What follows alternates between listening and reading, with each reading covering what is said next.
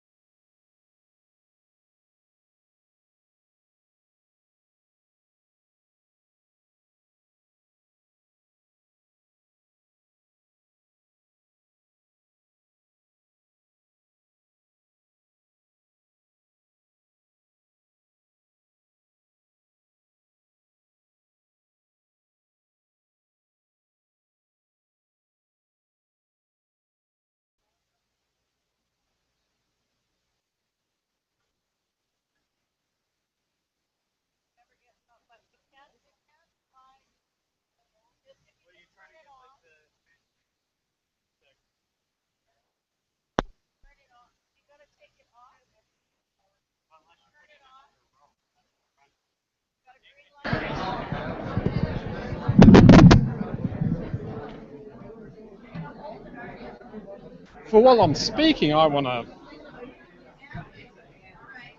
especially mic 2. How's that? Testing? No. So I have to hold it. Okay, how's that? Testing.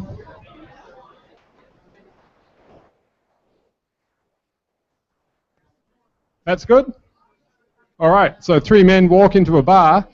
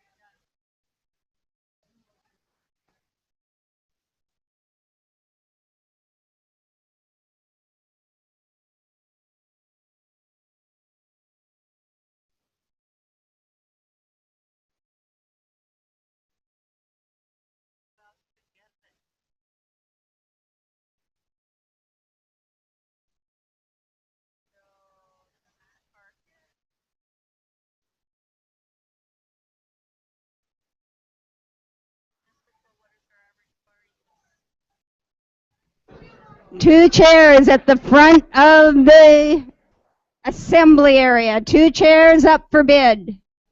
Absolutely no charge, no minimum bid. They're gone.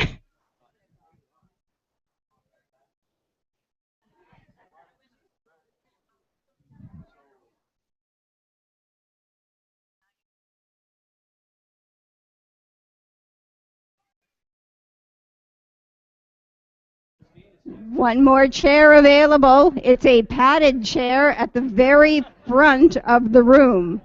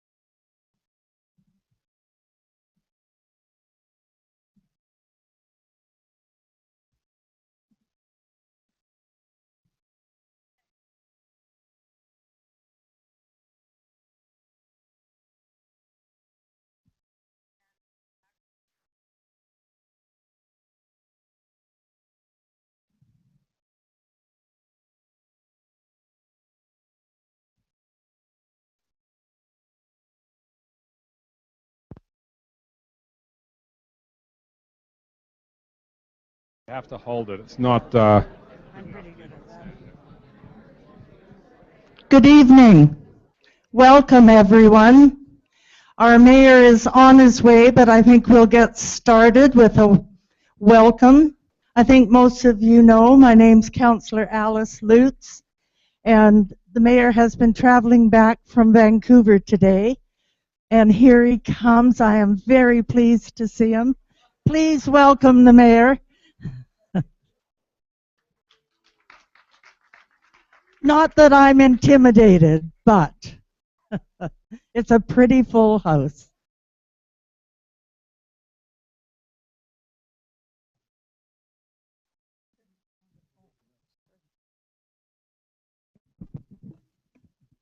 Thank you very much.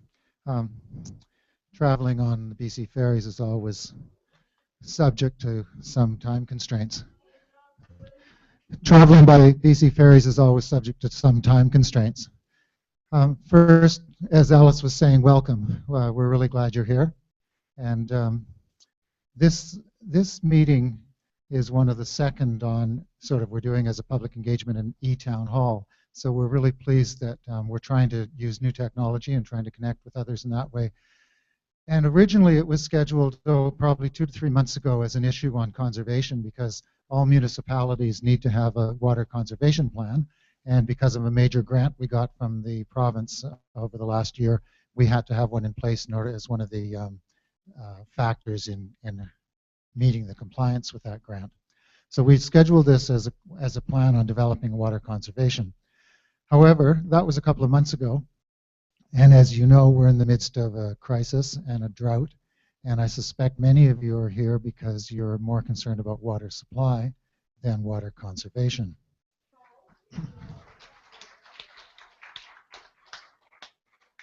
And that was going to be my first question, because we'd structured this so we would start with an issue with developing water conservation plan, and then after some discussion of that, move into the second half, which is going to be on water supply. Well, that's exactly what I was thinking when I was reading it on the ferry. How many people here are here tonight because of water supply and issues with the regional district? Okay. And how many people? Pam, we'll get into the rules of engagement in a couple of minutes, because there is a full house, and we want to make sure that it remains engaged in a positive way so we can actually learn why we're here. And how many people are here tonight because of the advertised over the last 2 months on developing a water conservation plan?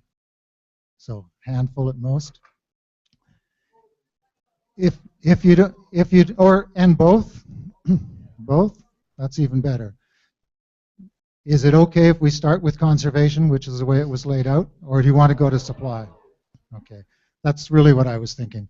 And if the panel that's here doesn't mind, and Brian doesn't mind coming forward early, then I think we should start with the fact that we're in the midst of a crisis and a water supply issue, and an explanation and a little bit of talk about the regional water system, regional water supply, and there'll be some give and take on that, and then we'll come back to water conservation and developing a plan for that. Before we go any further, public engagement is always important, and we've been trying to put that forward with this council. However, we have to remind ourselves that, especially when there's a large group, we have rules of engagement. We have to remain civil and respectful. We try and have one person speaking at a time. We want to hear from you so we can also respond. And we will want to keep that managed so that we can discuss what is a really difficult issue towards a positive outcome and a positive understanding of what you're doing. That said, if you're angry, I expect you to be able to express your anger, and you can express frustration and laughter and whatever else, and disappointment and sadness. I'm not saying you can't express what you're feeling, but keep it civil and try and remember we're in a dialogue where we're trying to listen to you respectfully, and we want to hear from you in how you respond to that. That throws all the notes that we wrote out off, but I'll come back to some of those.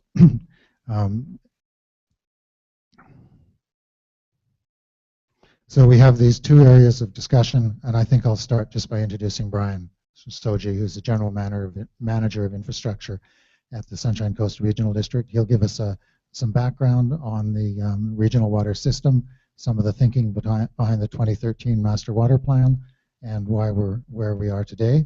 And then Paul has been slated tonight to be the moderator and to take questions and follow that through. So I'll turn the microphone over to him in case he was planning on introducing Brian. I'm not going to be very far away. How many? I came in late, so I see some elected officials over here, 4 out of the council. I know Doug was out, right? Anybody from the regional district? Okay. Well, the regional district is us. The district of Sechelt is on the regional district. We're 1/8 of that, and I'm the representative, and I know what the issues are there, so I'm certainly happy to represent both the regional district and represent you at the regional district, so that's not a problem. Paul, do you want to say something? We've covered it. Brian, we'd like to turn it over to you. Is this the microphone you're going to use? Okay. When there are questions and answers, we have microphones here, and staff, Connie, will take the microphone to you so you don't have to come up and look for it. So we can do that at that point. So when you are ready to speak after Brian's had a chance, put up your hand or somehow show. We'll bring the microphone over to you, one person at a time, and we'll try and do this in a in a positive way as opposed to just shouting from the floor. Okay, thanks. Brian.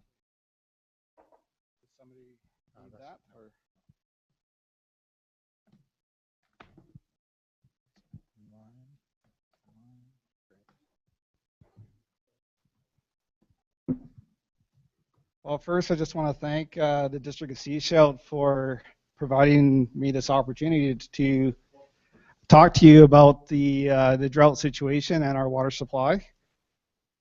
First, I want to acknowledge that I'm not aware of anybody that is happy with the water situation that we're facing right now. But the reality is we are in a record-breaking drought, and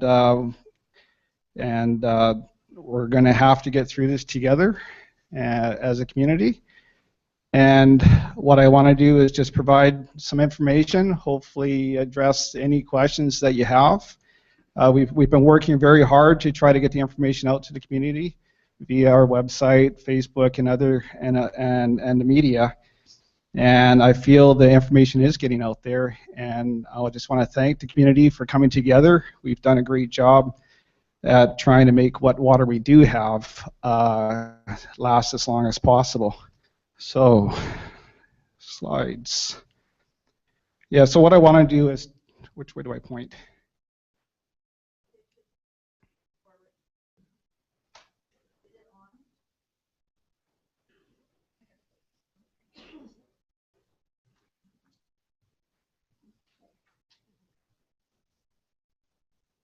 Should it work now? So what I want to do is provide a bit of an overview of the water system, and then I'm going to talk about the drought situation and end with what we're planning on doing in order to mitigate that in future years. If you go ahead and say next slide, I'll just forward it. Okay, next slide.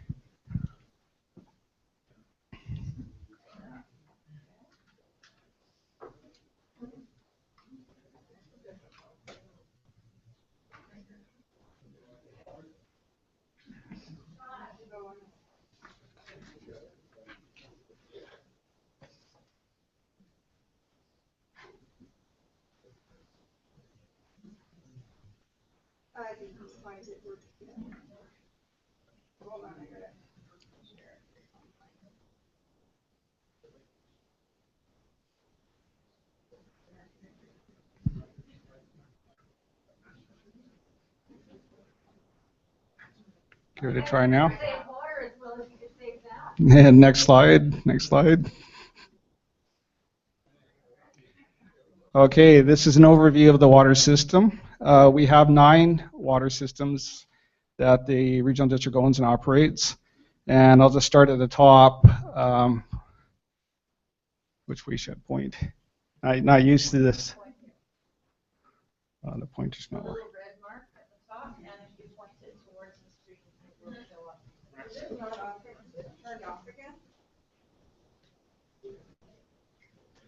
I'm sorry.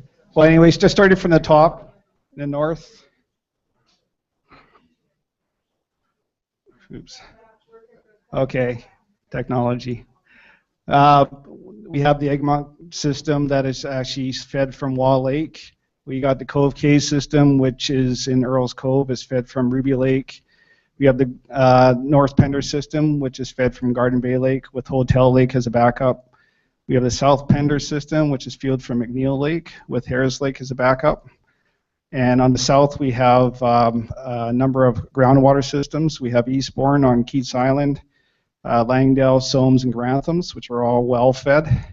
The town of Gibsons has their own supply that supplies about 2/3 of the town, and the regional district Chapman system supplies Upper Gibsons.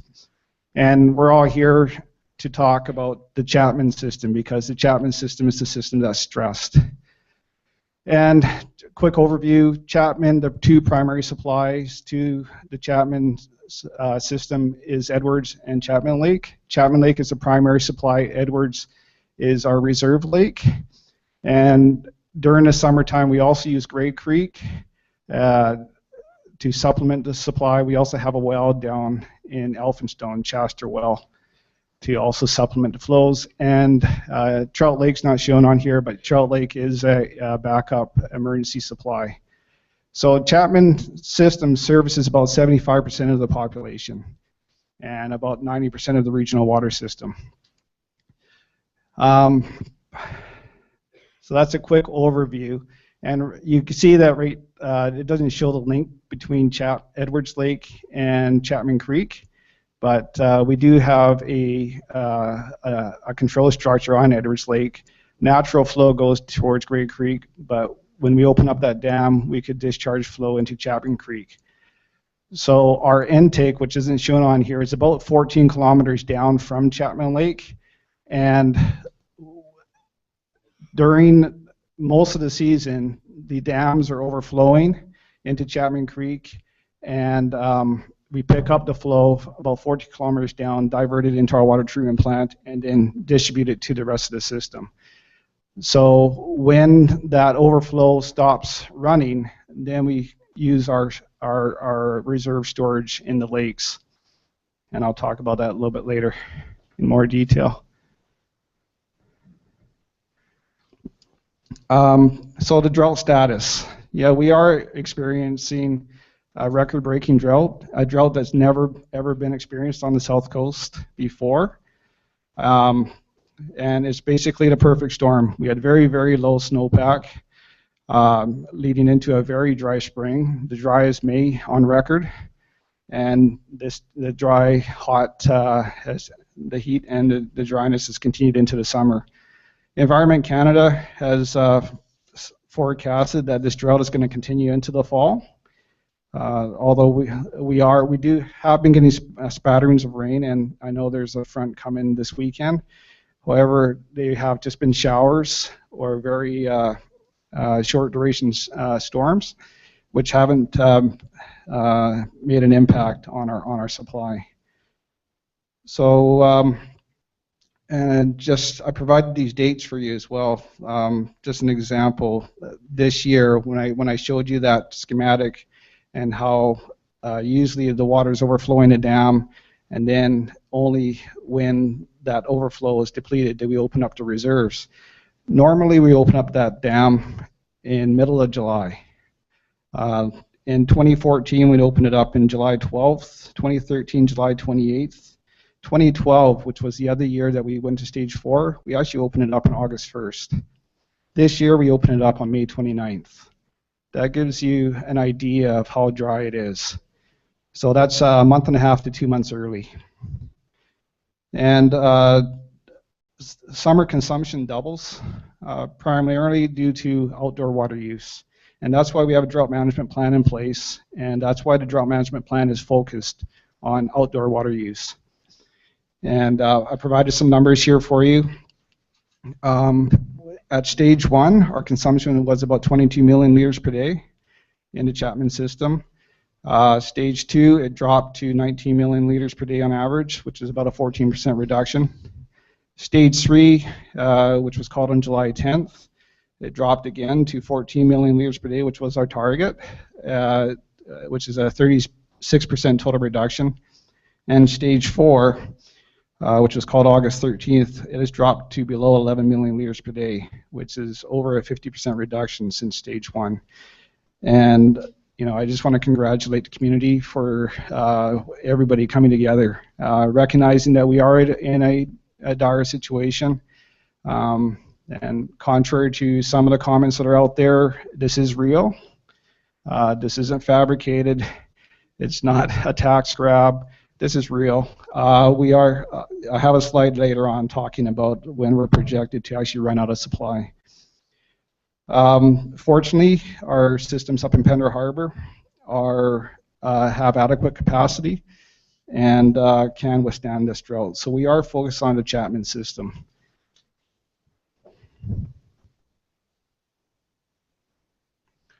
This is a visual that you've probably all seen in the local papers. The top photo there is Chapman in May, and that's at its full status. And this is in August 12th. And And this is another view as well, just showing a channel that goes from the main part of the lake, and that's our dam structure there with our discharge. And you've probably all heard that we only have Chapman Lake is 32 meters deep. We only have access to the top 3 meters through this diversion structure. So when this is down 3 meters, we're basically empty. And we have a very similar design for Edwards Lake as well.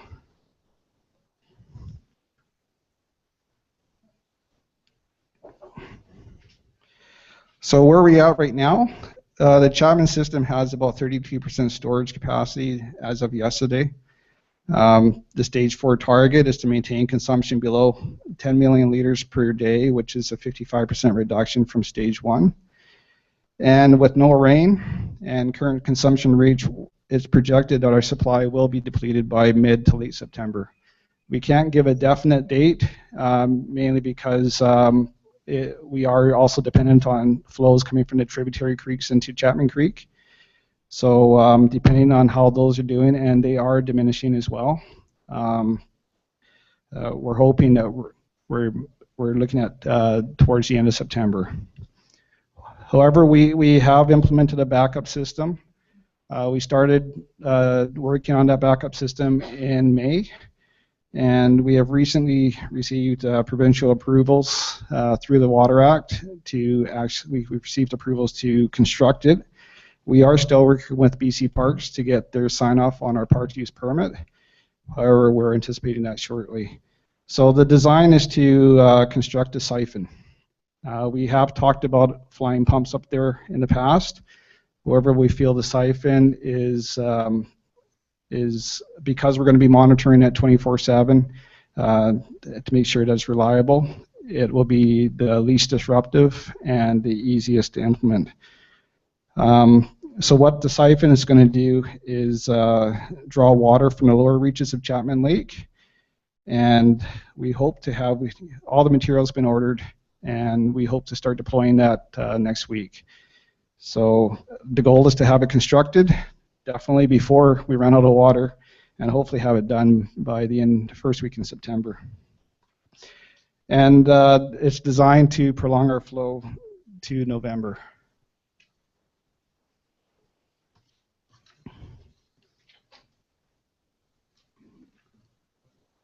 And this is just a visual. I know it's hard to see, but it's our design of our siphon system. So, oops, sorry.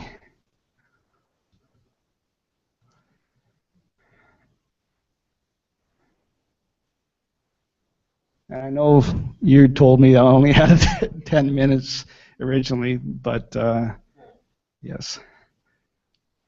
I want to make sure I provide as much information as possible. So what we will be doing is constructing 5 pipes that will reach 5 meters deep into Chapman Lake, run the 5 pipes along this side of the channel over the dam, and then it has to discharge 7 meters below that 5 meter depth. So it actually goes down the channel for quite a distance. And there's a lot of logistics that had to be dealt with. Like I said, we started this plan in May, and we're just being ready to construct it. And if this does fail for any reason, and we're confident it won't, but the last resort is to actually fly pumps up there.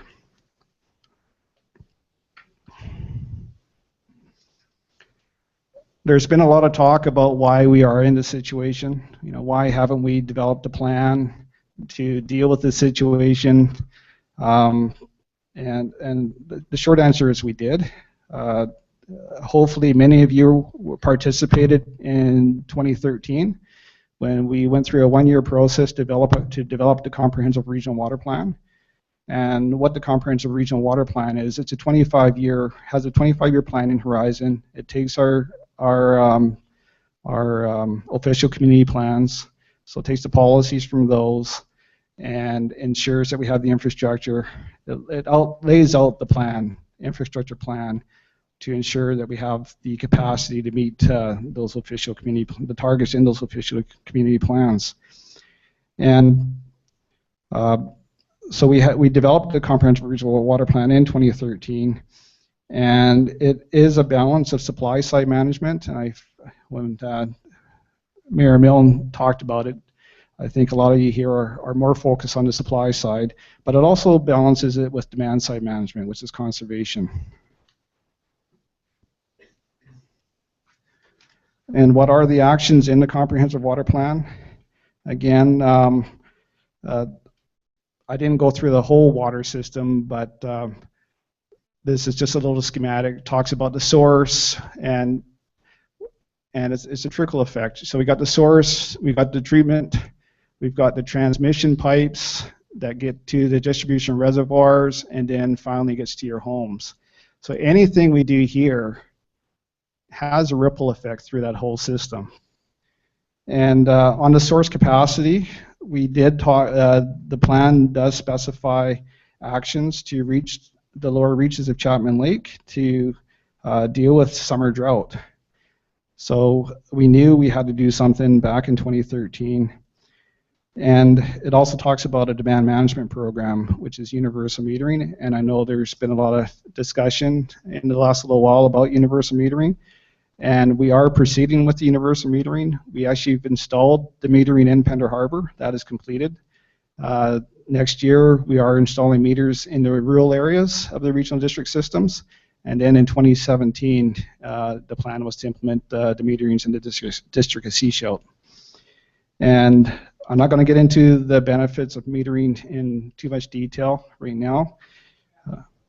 But like I said, that's the demand side management. We're also dealing with the supply side management.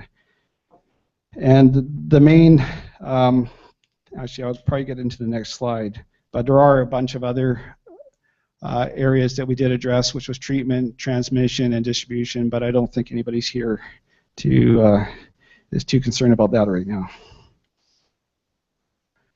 So this slide just shows the financial benefits of universal metering, and like I mentioned, there is a ripple effect. Sure, it costs a lot more money to implement universal metering up front, but what it does allows us to decrease the size and requirement for infrastructure down the system. So I'm going to talk about the engineered lake in a few minutes, but it allows us to decrease the size of that and also decrease the cost. The floating pump station, which is a recommendation in the comprehensive regional water plan for the short term, to deal with short term drought situations. Again, it allows us to shrink the size of that. Water treatment plant allows us to shrink that. So when we looked at all the cost, it is actually a net savings through the life cycle of the plan, through the 25 years of $7 million.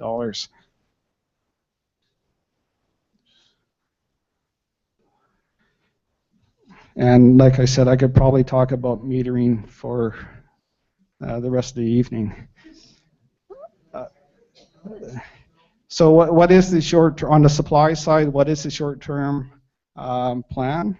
What was put forward through that public process was to build what we're calling a floating pump station or alternative design. And this was designed to be temporary until the long-term solution was constructed. And we were moving forward with it. It was adopted in the plan, but due to some environmental concerns, moving forward with the construction of that was deferred until next year.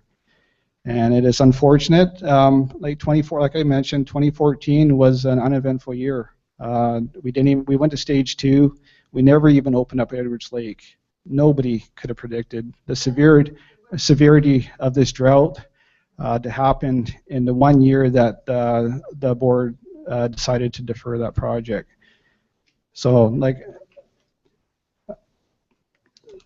that is still the plan, and we will be addressing the environmental concerns, and there are different options as well to the floating pump station, and one of them is to actually lower the lake channel So I showed you that channel that's only 3 meters deep.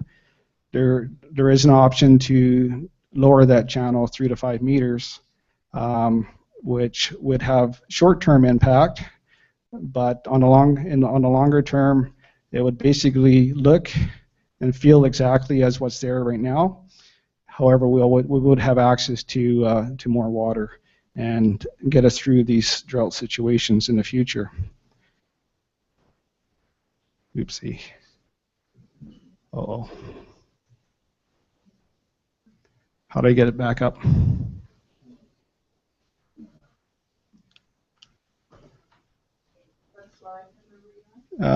Second and last, I think.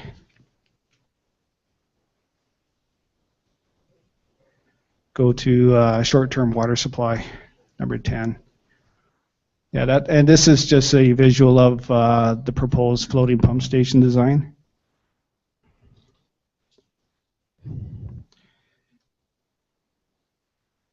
And for long term, the plan did look at developing new sources. It looked at Clohome, it looked at Saginaw, it looked at Rainy River, and it also looked at groundwater. And as you can see, the costs of the Clohome, Saginaw, and Rainy River systems range from $39 to $67 million, and that was in 2007 dollars. And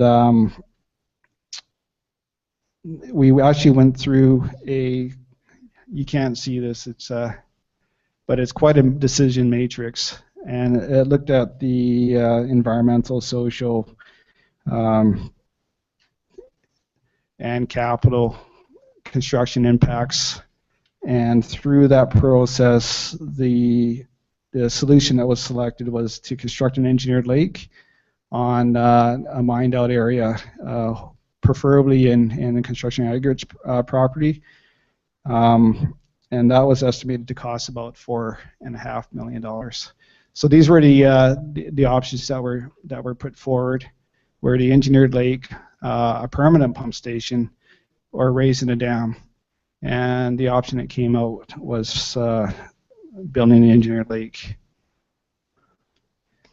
And this is just a concept drawing, just showing where the engineered lake would preferably sit, but it is subject to negotiations, of course, with ConAg and the Sechelt First Nation.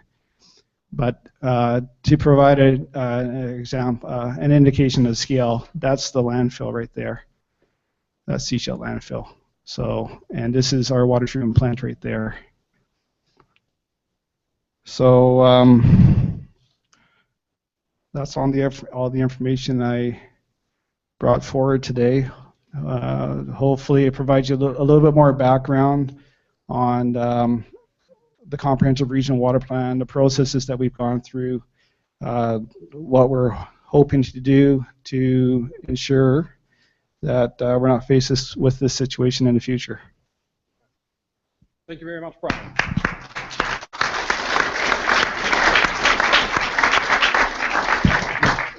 So you don't get off that easily. We'll have some question and answers for you. Since I'm standing right next to you, I'm going to start off. Since I'm standing right next, I'll start off with one. Once you get your siphon in action, will we remain on stage 4 until it rains? Short answer is yes. Yeah, we need to stay on stage 4. The siphon system, and what I didn't mention in there is that supply is also there to provide environmental flows for fish, and so we will be continuing to provide those environmental flows, and we do actually release more water for fish than for human consumption. So because of that, we will be staying on stage 4, and that will ensure that the supply lasts until at least November, and hopefully the rains come before then.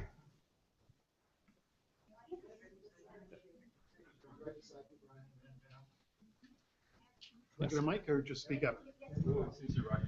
Hi there, my name is Douglas Timms, and I'm with Sunshine Coast Salmon and Enhancement Society, also known as Chapman Creek Hatchery. We're right now struggling to keep 58,000 salmon alive, supplementing the creek water supply with groundwater and oxygenating it. I understand from what you said that you're planning on having the siphoning in place by the first week of September, if I'm not mistaken.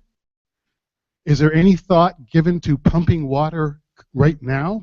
There are salmon in the creek trying to get up. We're trying to keep these salmon alive. I'm just wondering if there's any thought given to actually starting the pumping sooner, because sometimes projects are delayed. You don't actually meet your target date.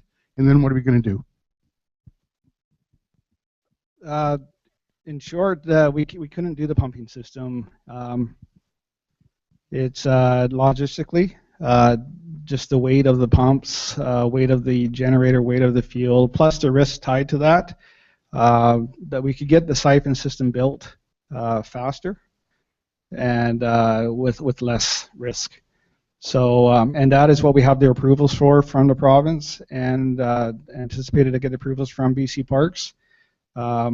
So if we wanted to do the pumps, we'd have to do a new approval process.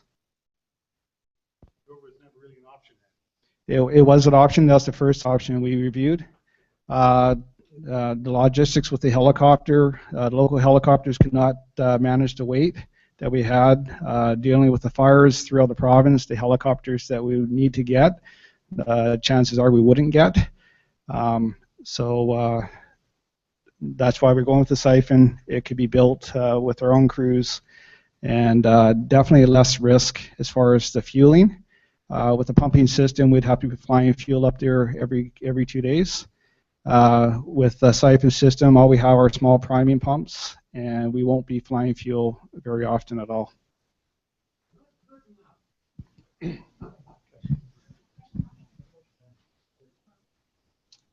Oh, hi. I have a question about transparency. I saw 2 letters in the newspaper recently, one from the District of Sechelt and one from the SCRD. Both of them said that they were going to use groundwater, undisclosed source of groundwater, to water their hanging baskets and their shrubs to protect their investment. And I ask you, what about our investment? Backyard farmers who have spent 12 years of hard work developing a vegetable garden and daily work looking after it. I think if there's any, I'd like to know where this groundwater is coming from, first of all.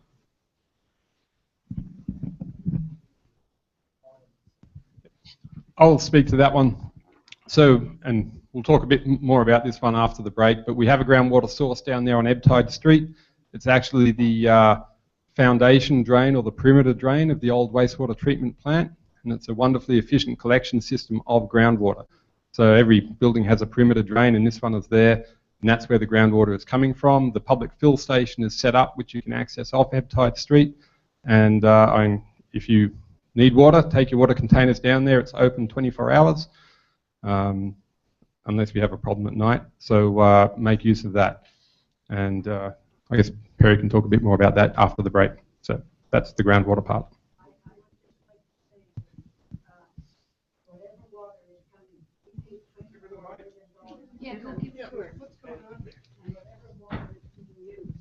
From that plant belongs to Sechelt, and if the SCRD is using it, they should be paying us for it. And Okay.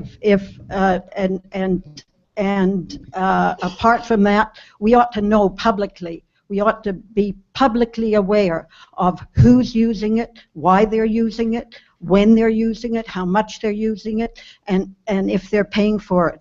And I'm not saying they shouldn't be using it. I'm just saying that this sewage treatment plant was paid for by us, and we ought to know where this non-potable wastewater is going. Thank you. Very quick answer to that. No one is using it at the moment. It's all going to the ocean. None of the reclaimed water from the Water Resource Centre is in use at present.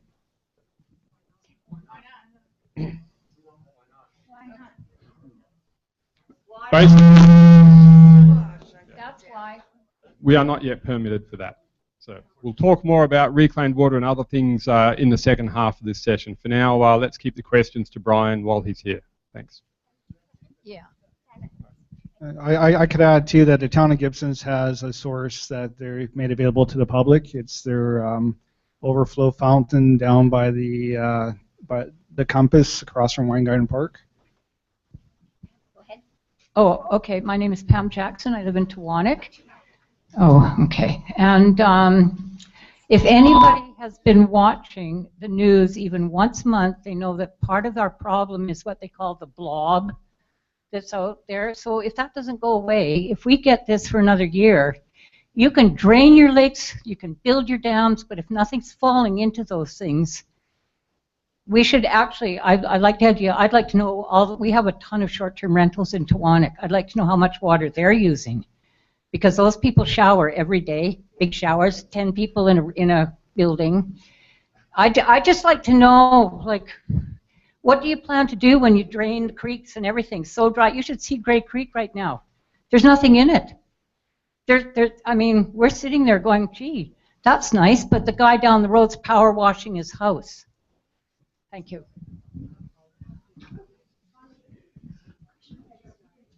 I don't know how to answer that one. Yeah, that is a point. We are fortunate still that we have been getting abundance of rain through the fall and winter time. I have been talking to Environment Canada about the blob, and they haven't provided me with a clear explanation on that and how long it's going to last. Yeah. But as I showed in the comprehensive regional water plan, we have looked at the additional water sources,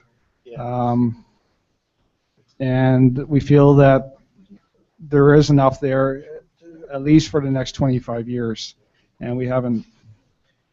So, and as far as individuals and overconsumption, you know, that is one of the benefits of metering.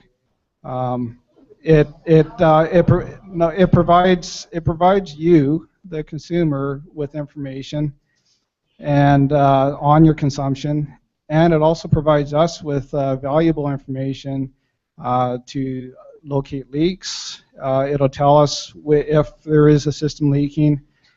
We could effect the repairs quickly, and we will. I know there's been comments about metering and not providing information, but we will be providing information.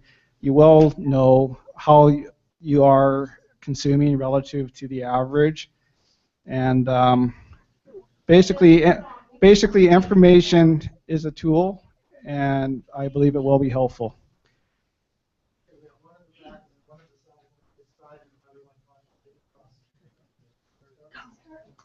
Thank you, Brian.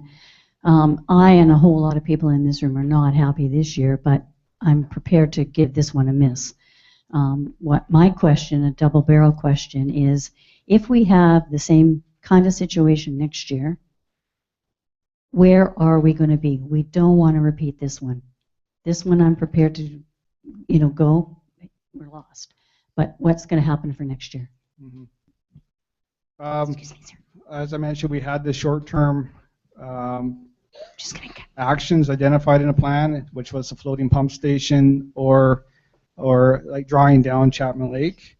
That is the option that was selected at the time. If it's not with the decision being made, we can move forward with that as soon as possible and have it implemented, constructed during the summer next year. But that decision still has to be made, and there are still concerns. There are some concerns about the environmental impact that we'll have to address with our board. Brian, sorry, I have a question for you back here. So you mentioned Chapman Lake is 32 meters deep, and so we're currently siphoning 3, and then, we're currently running 3, and then if we siphon, we can take another 2 meters only. So actually another 5 meters. Another 5 meters. So we still have, then that would leave us with how many? That'll be 24 meters. 24 meters. So right. What does it take to access the 24 meters? I mean, is it not possible to continue siphoning? Because that sounds like a lot of water that we're not able to use. We haven't looked beyond the 5 meters. And the environmental impact assessment that was actually done in 1999 was based on the 5 meter drop, so 8 meters total. And currently we haven't looked beyond that. And as I mentioned, the long-term recommendation is to build the engineered lake, and that will be designed, that's a 20-acre lake, is designed to build enough storage to meet our 25-year demands. Thank you. I have a couple questions, and also beg to differ with the opinion that this was not to be foreseen, the situation we are in right now, because we just talked to someone from Whistler who was implementing the water strategies they have there, and I looked around and I talked to some people from the Nanaimo district as well, and when you look around in other districts, there's a lot of people that prepared since 2006. 2006 was a year when Tofino ran dry, and a lot of other districts took this as an warning sign that we have to be prepared. And I just see in a lot of districts around us that there are actually. Whistler, for example, they are just declared stage 2. They're in a similar situation, but they have a strategy and a plan in place that works really well, including a development cap and access and other water sources since 2006. Same as Nanaimo. They are active with water plans and strategies in 2008. So I think it was definitely, at least, even if we of course can't foretell everything that happens, but it was probably wise to be prepared for something like that. And I wonder too, I have one question, how do you know that the doubling of the amount what we're using in the summer is solely it's just the outdoor water using and not tourist or other residential coming into the area? Because I have another report here actually from the Canadian Mortgage, the CMHC, and it actually clearly states in some of this report, there's a lot of reports written actually all over Canada on this issue and in other countries as well, like Australia. If you look, that's my other question. Did you ever look in other areas what they're doing? Because there's so much. Sorry, yeah.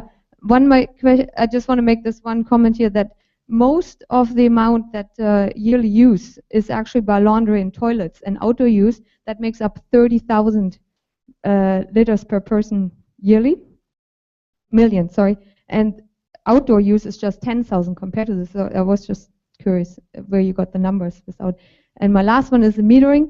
I think there's a lot of other alternatives that are less costly and increase capacity faster and more efficient and empower people on their properties.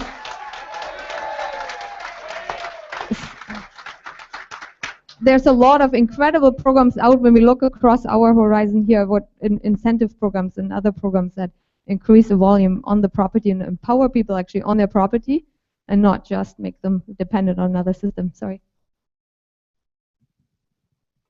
Well, there's a lot of questions there. You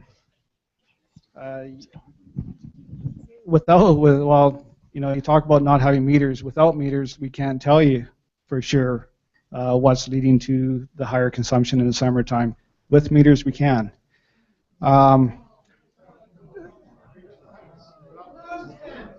Yeah. Anyways, it will tell you the consumption, basically total consumption on any given day.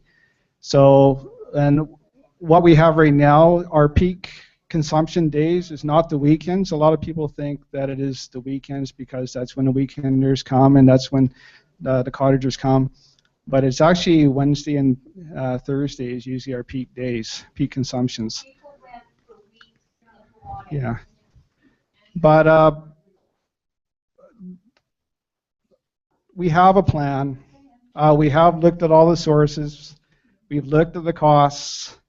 I don't know how much more we can do. I think the plan is a good plan. You talk about different sources. You talk about different ways to conserve. This plan will get us the supply we need for the next 25 years. I have a question. You had a slide up a while back that showed a savings from metering over 25 years. Can you just give me that amount again? The savings that you had? It was roughly $7 million. $7 million over 25 years. Correct. And the way you got to that was cut down on the engineered lake, cut down on a lot of the supply side or the distribution side. All those cut. 25 years from now, no water for the next, after all the development, no more water. So why would we waste money on metering when we can get water in abundance for 40 years?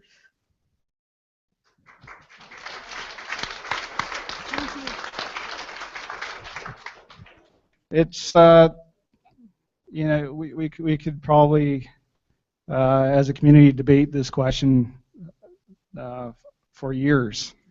The challenge, we have to deal with demand as well. We can't just let overconsumption continue to happen. The cheapest water to find is the water that we already have, and that's what metering will help us do. It will help find leaks. It will inform consumers. I ask people say to me, I'm a low water consumer. And I go, how do you know you're a low water consumer? There's been tons of analogies that people have provided me. There's like, one analogy is, if that sort of system works, what if gas stations provided a flat rate for fuel, and even though there's a moral incentive to reduce driving and automobile use to deal with greenhouse gas emissions and climate change, if you just charge a flat rate on an annual basis for gasoline, would people reduce consumption? And I don't think they would. So that's very similar to water. There has to be a tool to provide you with information to tell you how much you are consuming, and also tied to a conservation-based rate structure so that there is the financial incentive as well to reduce consumption. Okay.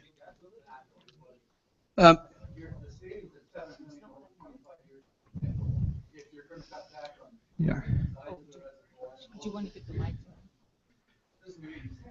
Yeah. So those are 25-year projections. It is based on a growth rate of 2% per year, which is overly conservative. Like we've been realizing 0.7 to a high of 1% per year. So realistically, if we follow that plan, we more than likely achieving 40 years worth of capacity. And like I said, it does save money over those 25 years. And that doesn't say that we just stop and there's no plan to increase capacity beyond that. Of course, there's going to be additional plans. Infrastructure doesn't last forever, and so there will be.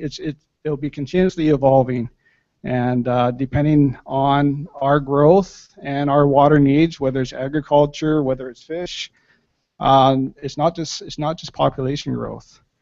It is population growth. It is population growth. Number one, we've already proved that we can conserve water. We're down 50%. So we don't need meters to have us do that. And West Vancouver put meters in, and it didn't change a thing. People still use the same amount. They just say, I'm paying for it, so I'll use it.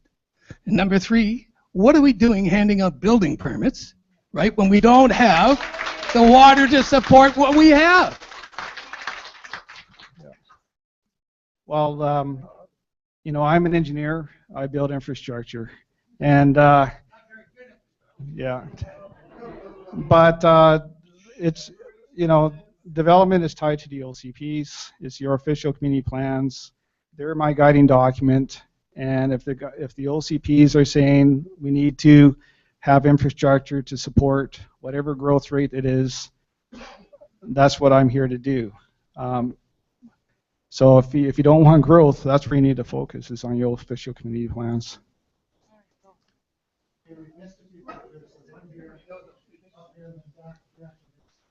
Hi, my name is Steve Alexander, and I'm also an engineer, structural and oil and gas and water. So my background is relevant to what's going on here. I have a little issue here regarding next year, and your program is for 25 years. Nothing has been done since I retired from the regional district in 1998, when there was a plan in progress then. Since you've been coming to SCRD now, I'm worried about the snowpack since the Olympics has decreased substantially up to today, and when I talked to the staff there, they say this is an anomaly. This is not an anomaly because we're going to have the same thing next year. So if the snowpack is down again this year as it was last year and the year before, and the rain is decreasing, we're going to have the same issues. So if you have this plan in progress for the next 25 years, what are you going to do for the next 5 years when we're at stage 4 continually? How are we going to look after that? And if you're an engineer, what are you going to do about it? You have this plan, but I don't see what you're going to do. Everybody's got their head in the sand. I don't see any really strong initiative. You have to be proactive and do things now, not tomorrow, not next week, not the year after. You're just putting this out now, but I don't see anything being done. And there should be a consideration of upping that dam to a height of another 15 feet to get another 10 or 20% at the lake, so that will reverse on to next year. It doesn't take a lot of up here to figure out how you could do it, because I'm an engineer and I got a program here that would save you a lot of money, not $7 million, to do and not be in stage 4 next year. But anyway, if you'd like a meeting, I would sure like to meet with you to discuss this with you. Thank you.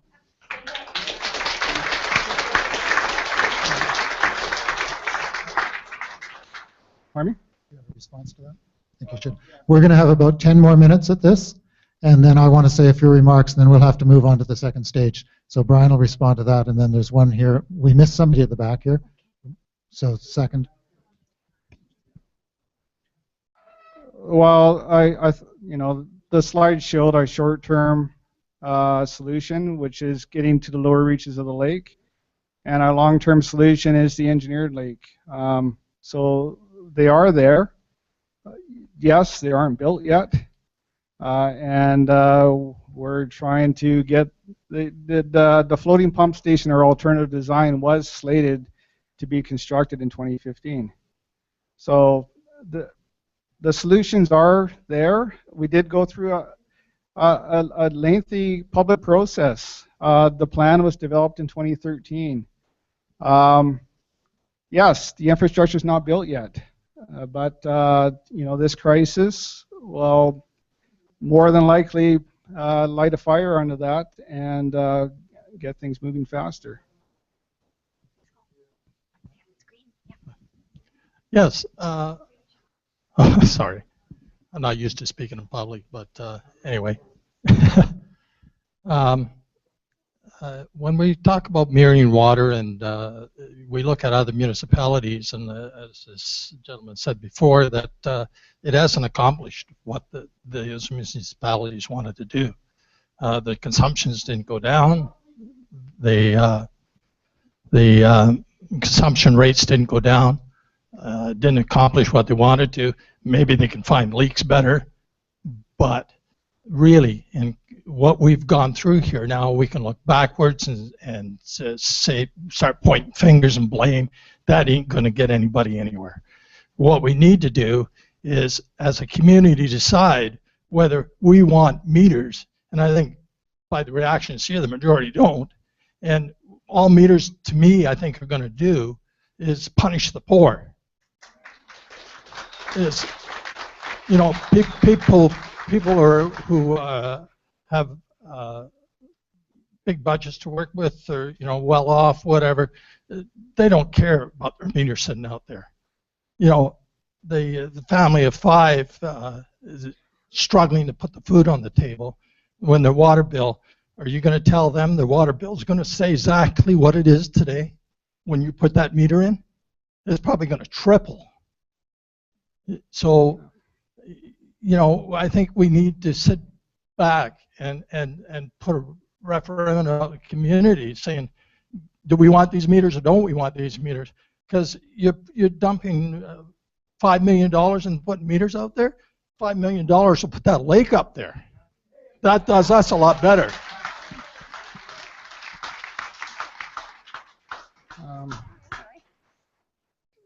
Well, as what you're talking about is the rate structure tied to the meters. Even if meters aren't even used to bill, as the operator of the system, the information we get from that, well, it's just the saying, you can't manage what you can't measure. And the meters provide valuable information for us to manage and improve the efficiency of the system. Rate structure-wise, the rate structure hasn't been developed yet. There will be a public process to develop that rate structure. And the whole principle of metering is fairness. And so that still has to come. And I hope you don't make assumptions on what the rate structure is going to look like, because that rate structure hasn't been developed yet, and there will be a process tied to developing that rate structure.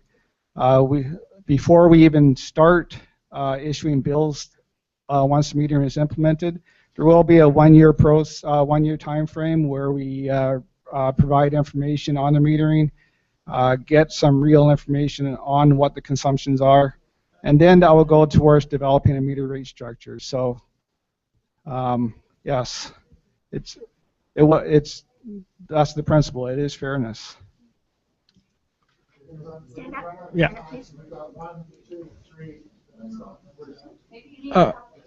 Is the system that you're going to have as far as the siphoning, is that going to stay in place for next year? Because I see this happening again next year. I was watching the jet stream all winter long, and I saw the jet stream was on the other side of the mountains, and there was a high pressure center that was pushing against that. And as long as we have the high pressure center on this side of the jet stream, on the other side of the mountains, I could see a dry spell coming because there was no snow on the mountains. So I could see this coming the beginning of winter happening, and I thought we're going to be in trouble. But I think we need the siphoning system. I wrote an email to our council here, but I think it is a low impact, but it must stay in place, I think, and it must be, for a long term, because this could happen again next year and the year after. Depends on that jet stream where it lands. Yeah, and it will be in place. Our approvals is for a one-year period, so we will be keeping it in place, and we'll not be removing it. So our approvals are for a full year, so towards the end of August next year. And of course, if we are faced with this situation and don't have the additional infrastructure in place by then, we will still have that siphon system there. Yes, thank you very much for your presentation. It's been very informative. But I do have a question. A gentleman who was the engineer commented and suggested the proposal of raising the lake. Could you speak to the logistical, political, and environmental concerns that you've mentioned repeatedly, but didn't go below the surface, as to what the issues are with raising the lake? Okay, one thing I didn't mention is our lakes are in a Class A provincial park, and that has designation that makes it challenging to build infrastructure in.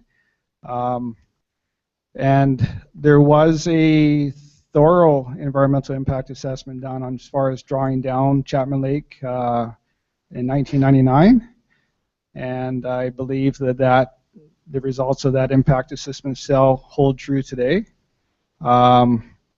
So I will be working with our board to address the concerns that were presented by the environmental community here.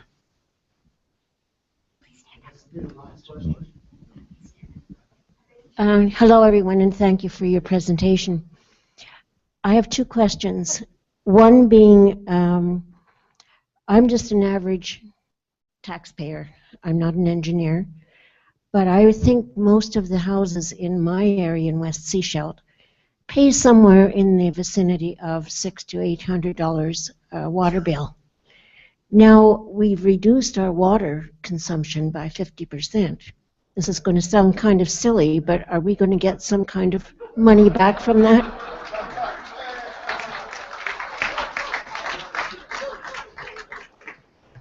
My second question is, I'm sorry, I'm not giving you a chance to answer. Is there not some way that we could use some of that $7 million to collect some of our gray water that could be used for irrigation, rather than just having it run off back into the water again. We're talking about new fresh water, but what we need to irrigate our land, and in some cases, I guess, to feed our animals and to look after our gardens, we don't need potable water. I'm just wondering if there's not some of our engineering experts that could think of a way that we could collect, either individually, put out some projects like you did with the recycle program, maybe set up a cascade system to collect water from our eaves troughing in each house. Is that not a possibility? Thank you for listening. Well, as an engineer, we'd always say anything's possible. We could build anything with unlimited money. What we presented, the infrastructure that we have presented is not cheap. It is expensive, and we only have a limited amount of money that we can do. These are the projects that we're moving forward with, and once those have been implemented, yes, we are big supporters of rainwater harvesting. We are big supporters of greywater recycling. However, those will have to come after the infrastructure that we need right now is built. As far as costs, in reality, this drought has probably cost us more money. And as most of us know, local governments aren't in the profit business. All we do is recover our actual costs. So most of our costs are just tied to just everyday operation of the system, keeping the wheels turning. So unfortunately, if anything, our costs have gone up because of the drought. Just very quickly on greywater. After the break, the second session, we do have a part of that devoted to talking about alternative sources of water. So if you're interested in that, then stay around, and we do have an expert right here for part of that discussion. Maybe we could have an environmentalist say something to answer the questions that have been asked tonight. We have one here. In terms of the environmental impacts? Yeah, I think tonight we're just going to try and wrap this up because it was meant to be a 2-hour meeting, and we've gone through 1 hour now. And first I wanted to thank Brian for his courage.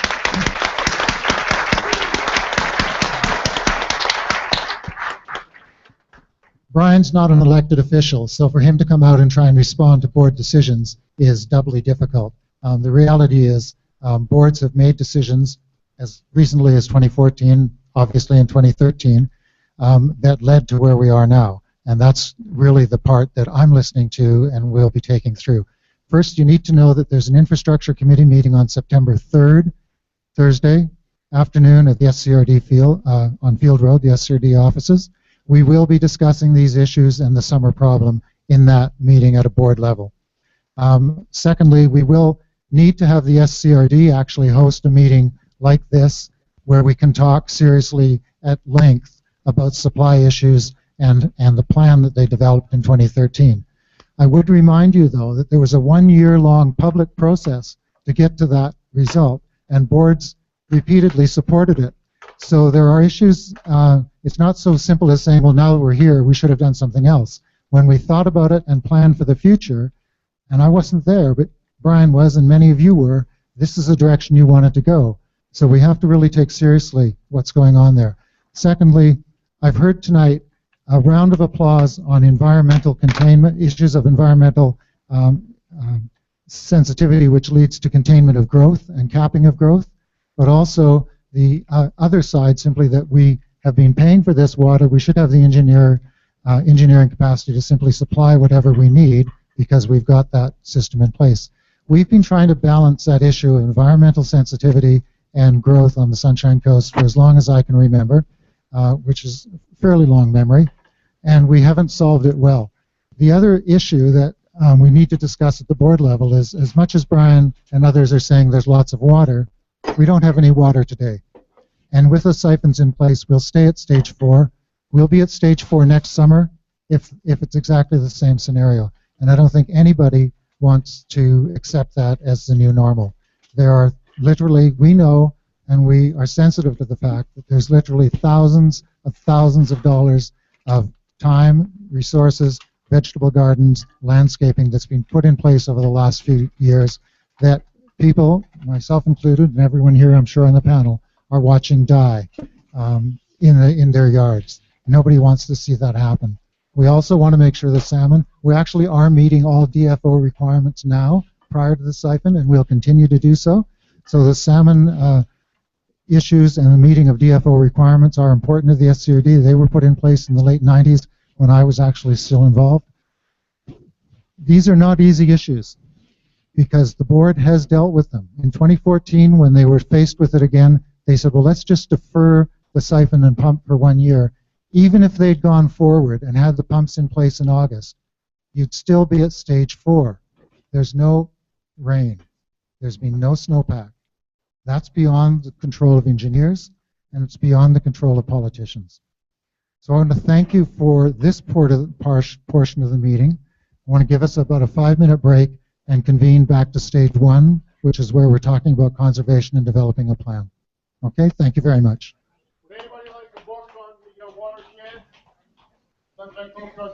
Jason has books on drinking water, on the struggle to support.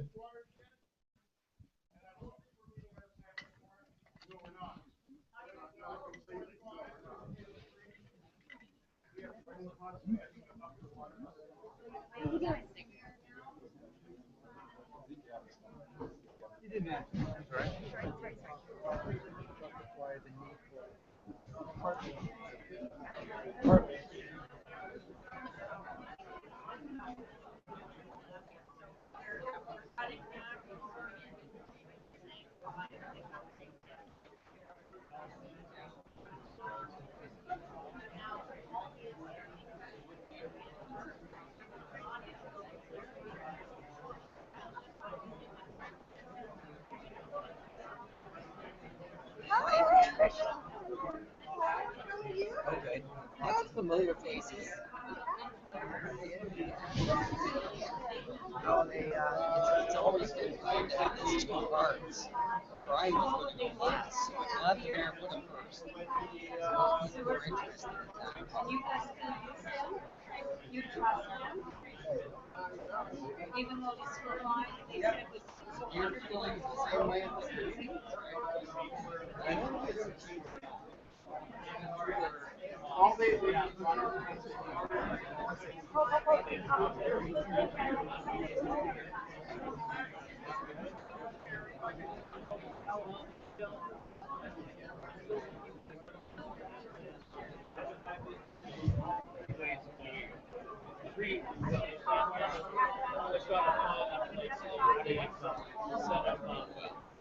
and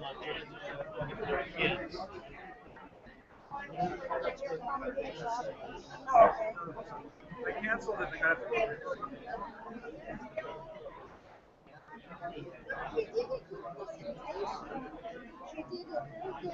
But it's what we say, it's a band-aid. It's a band-aid.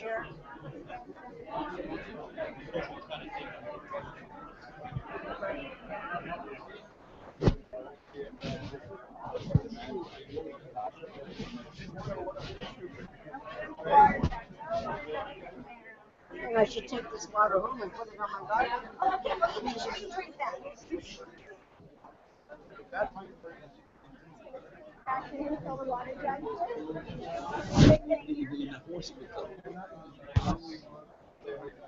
First of all, increase the source issue, and then perhaps talk more.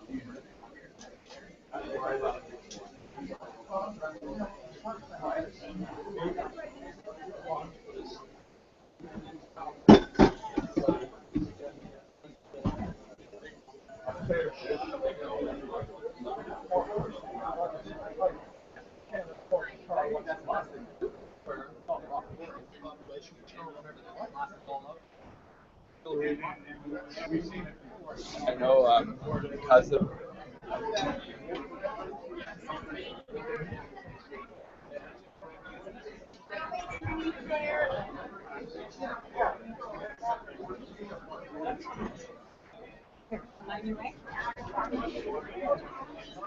Do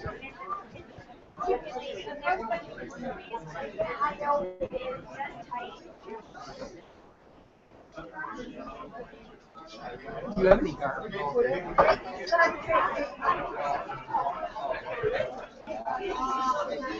There's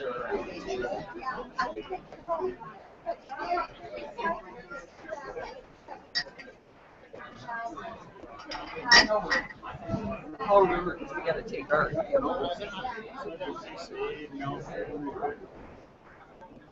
So it is approved, then the water even diminishes even faster.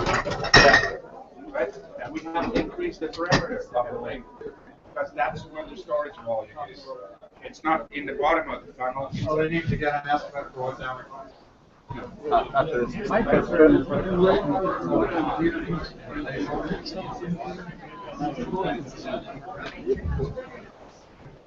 Ladies and gentlemen, we'd like to start up again in another 2 or 3 minutes.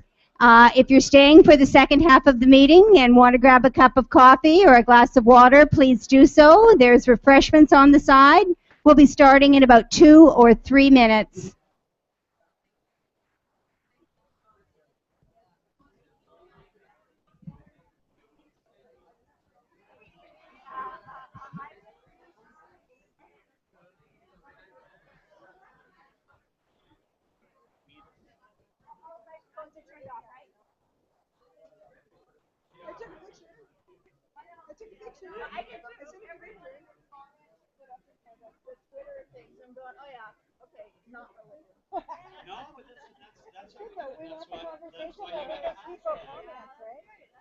We have 31 YouTube viewers live. That's better than the number got. We will do this now. Yeah.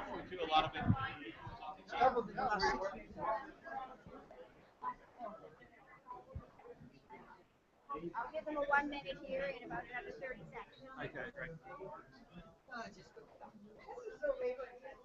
But for, it'll be nice when we have a new system when one person can take care of it, and all the switching and stuff we're doing will be point and click. Well, the advantage they have with a lot of them on the island is they work with cable companies that carry the council. Yeah. But if we did that here, that would be all that would be on Coast Cable. So many councils. Yeah, and they just, the viewership isn't really interested, right? No, but you know, it's part of the public service mandate. They used to have to do. Yeah. Oh, I got my start in broadcasting, man. That's how I got my start in broadcasting. City Council. That's really the So it's interesting. We're getting, you know, like there's been little commentaries, like. Ladies and gentlemen, we're going to be starting up again in a minute. So please get your refreshments and find a chair, and we will be restarting the session where we're going to focus on water conservation planning in 30 seconds.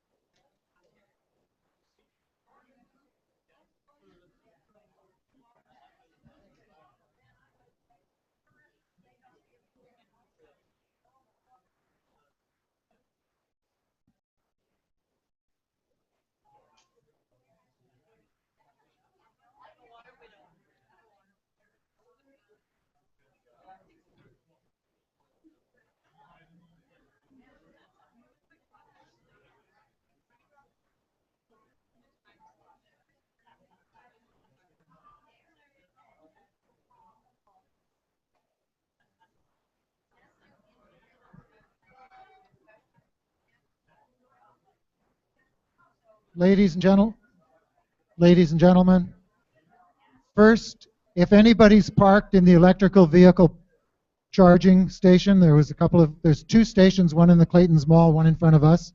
Neither could be used by somebody who wanted it to get down to the ferry. So if you're actually parked in the electrical charging station, people actually do use those. People do use them. So if you're parked there, it'll be appreciated that you leave, because somebody needed it just a while ago and weren't able to use it.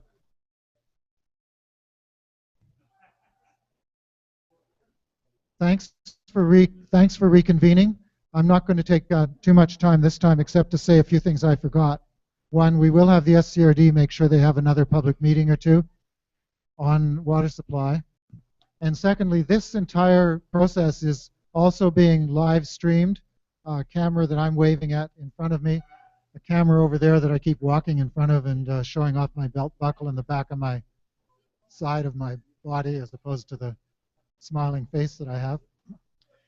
And we've had about 30 people intermittently coming in and out of the live streaming. We've had about 70 different comments, questions, etc., coming through Twitter, or email, or is it Facebook? Is this the third format? We've got 3 formats. I'm just saying that this is also being done live over the internet, and people are using it. And we've had about 70 questions come in so far, which we will respond to over the next couple of days. We'll make sure any questions you have, and if we know about them, we'll respond to them and follow up on them. So obviously in a live meeting like this, we can only talk. Last time I think we talked to 15 people who had a chance to ask their questions, but we'll make sure we follow up on things as we go. I'm going to turn it over to Paul Nash, who's going to lead us into the conservation and the perfect segue into what about gray water, because guess what? They built a system to deal with gray water and reclaim the water. So Paul would probably want to tell you that. Thank you, Your Worship. Believe it or not, I won't actually talk too much about the Water Resource Centre and reclaimed water. It's a part of it, but there's lots of other things to it, and that's not the main focus of the night. And otherwise, I would talk about it all day, and I have done before. So as we get started here, I'd just like to introduce our panel. I have sitting to my right here Dr. Troy Vassos from Golder Associates. He's a specialist in water reclamation, water reuse. He was also part of the consulting team for the Water Resource Centre project and actually set the water quality standards that we are now meeting. So he's here tonight to talk about all the alternative sources of water, which will be the second part of this session. On his right, we have Perry Schmidt, our parks hero and guru. So I asked Perry to come along because we wanted to be able to talk about water efficient landscaping and so on. And if he doesn't know the most about it of anyone in Sechelt, then he's damn close. So Perry's here for that. And then we have Angela Lettman, our municipal planner, and she'll talk about the planning tools that the District of Sechelt has in regards to water use. Oh, the slide's already advanced. So what is the Water Conservation Plan? It is a series of actions, policies and actions aimed at improving awareness and understanding of water issues, and certainly there's lots of awareness here tonight. And the main target is to reduce wasteful uses of water. Right? I like to say we want to improve efficiency, but that's another way of saying the same thing. Right? There are lots of ways that we can improve what we do with water. The plan here is to apply within the District of Sechelt. We can't control what happens beyond our boundaries in the regional district. This is one focused on the District of Sechelt. We do have, it's already up there. Why do we need it? We do have a provincial requirement for a water conservation plan. It was part of the funding of the biosolids project that we were awarded in 2010, required us to have a plan and to set per capita targets, all sorts of good things like that. And if we apply for any future wastewater grant funding, it's a requirement of those things too. So the province takes this one pretty seriously. Our official community plan talks about water conservation. And I'm just going to quote a passage from the OCP, page 92, Water Supply and Conservation. Ensuring an adequate long-term water supply will involve a number of strategies to reduce consumption, particularly during the summer months. These strategies include sprinkling restrictions, water meters, and requirements for low-flow water fixtures. So I just want to point out, water meters has been in our official community plan since 2010. This is now the third council here for this thing. So it's not a new idea. If we want to have a discussion about not doing water metering, then it requires a change to the official community plan. But right now, it's already in there. There are other policies in the OCP relating to water management, and I'll let Angela speak to some of those because they're planning type things. We also have references in our sustainability plan about water management.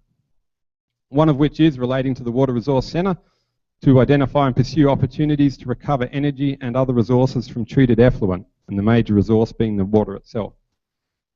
We had a goal set, and the sustainability plan was in 2010, a 20% reduction in per capita water use by 2015.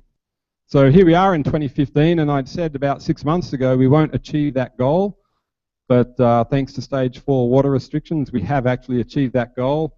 I'm sure we'd rather achieve it by another means. And it also has written in there as a goal to continue to reduce water use in parks and public facilities. And Perry will speak a bit more about that.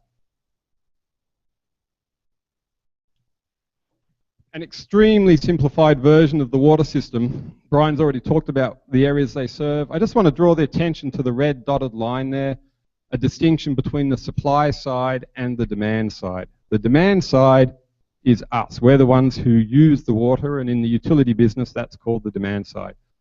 So the conservation plan is all about managing demand. We've had Brian talk about what he can do on the supply. Here, we're a very demanding bunch, and that's what we'll be talking about. One misconception I do want to address, because it's been mentioned many times that we live in a rainforest, and it might come as a surprise to you, and it did to me when I first looked into it. We actually don't. There's a technical definition of a rainforest, 1,400 millimetres of rain per year, and we don't get that much. This was the passage up there that appeared in the local paper the other week. We do live in the Western Hemlock Forest Zone, but actually we live in the dry part of it. This map here, there we go, shows the climatic zones. The pink part is called variant very dry. The light blue part is still called the dry forest zone, and the green parts are the moist ones. So if you look at where all of the pink is along the coast, all the way up to Powell River, you can get an idea why we might be called the Sunshine Coast, because in summer, the lower reaches here are actually very dry. The area of the district of Sechelt is almost entirely within the very dry forest zone. The wet zones are up on top of the mountains or in Howe Sounds, so we can see a rainforest from here, but do we live in it? Actually, we don't. And the amount of rain that falls on our gardens is not a rainforest amount.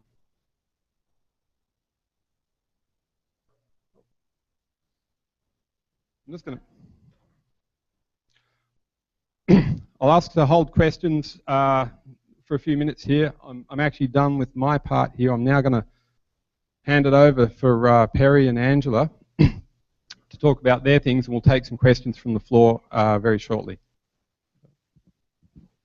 Or do you want to take questions now? Okay. Perry?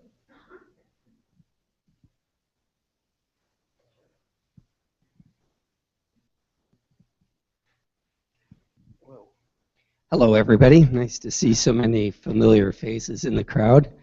I'm just here to talk about what the District of Sechelt Parks Department has been doing to conserve water over the years. And really, we have to go back almost 20 years ago when they hired a journeyman horticulturist named John Gillespie, and he showed up with all sorts of new ideas about water-wise plantings and xeriscaping, and I listened with great interest. I actually apprenticed under John Gillespie and went to Kwantlen University for my training, and took over as supervisor about 10 years ago. And one of the things he brought forth was putting in garden installations that are drought tolerant. And if you look around the district of Sechelt, almost all of our gardens are water-wise. We do have some annual plantings and hanging baskets to add to our beautification program, and we also do a spring bulb program as part of the beautification program. But the majority of what we do, we're very conscious of getting plants that aren't going to require a lot of water. Having said that, when you do put an installation in, they are going to require water for the first couple of years. And if you look at some of the more recent installations we've done, for example, over at the ambulance station or Ocean Gardens, we do have put in sprinkler systems, but once these gardens are established, we'll be able to turn them off and use no water whatsoever. Some of the other things that we've been doing is putting in more drip irrigation installations, and I highly recommend those, as the water consumption is far less with those systems. You probably noticed around town that we started using water bags for our trees this year. Well, they might not actually use less water, they're using them more efficiently. Those bags hold 15 gallons of water and disperse them over a period of about 8 hours, so you get deeper waterings with less runoff. Some of the things that we're looking to do in the future is working with Paul and council at looking at possibly using the reused water for some of our irrigation systems, particularly our sports fields at Hackett and Kinnickinnick Park, as they are the big water users. We're also looking at doing a water audit next year and just making sure that the systems that we do have are as efficient as they can be. And we're also planning on doing something, we're going to put in a computerized water management system, which will allow me quicker response to shutting on or turning down our water systems. I'll be able to do it from my office or actually even from home, so that if a rain event does all of a sudden appear, we can respond to it quicker. So those are some of the things that parks are doing, and I'm open to any questions as well, or are they later?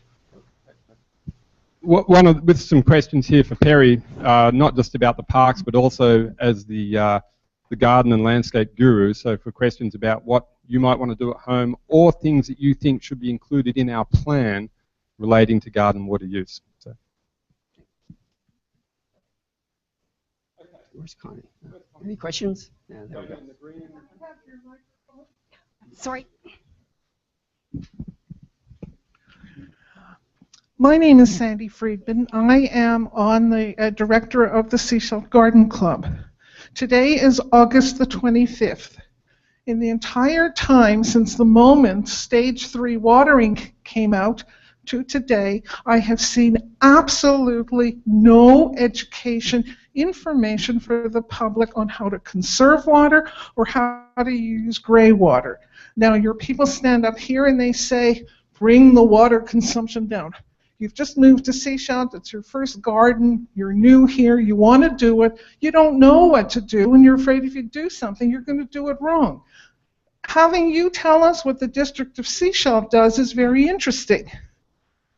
But what we need is public information and public education, very simply put, on how the ordinary person can start to conserve water. What are some of the things that you do? How do you do it? And then, what is gray water and how do you use it? The Sechelt Garden Club sent its members a handout about these things. But most people here are not in the Sechelt Garden Club, so you missed it. And what I'm saying to you is if you want us to conserve water, show us how. Take the lead and start some kind of whatever you want to start on public education on how to do this. Thank you very much. Well, thank you for that, Sandy. I think that's what this process is all about tonight, is starting a water conservation plan and gathering information and sharing it with the public. All out there, all the information on how to do this. We've got 3 garden clubs in the coast, we've got botanical society, we've got One Straw. They all have qualified people who can work with you or with anybody else to put a plan forward to tell people, do this, do this, do this. That's what they need. That is not happening. Thank you. We'll be in touch. I had a question about who's responsible for when there's new development. There was a new development on Sechelt Inlet Road next to the Blue Heron, and they put in sidewalk, and then they put in an area. They took out the bike lane, and they put in an area with grass and such like this. Now, to me, that's a waste of area. They should have left it as a bike lane, and they shouldn't be putting in grass. Whose responsibility is that? The developers, or is it Sechelt? The bike lane isn't gone. What we're actually eliminating there at that location is one of the lanes that's going to be changed into a bicycle lane. So that's not moved, and we created a sidewalk there to get people off of the roadway so that it's a safer place to walk. The boulevards will be the responsibility of the strata when it's finally built out. But that's a waste of water. They're not watering the boulevard now. You can see that all of their mulch seeding failed because of the dryness, and so it's not being watered whatsoever. They're going to reseed in the fall. But that's short-sighted, I think. Why bother putting it there in the first place? A sidewalk or the boulevard? No, the boulevard. Sidewalk is a good idea. So perhaps it should be a boulevard without grass. It should be a boulevard with more indigenous native plantings.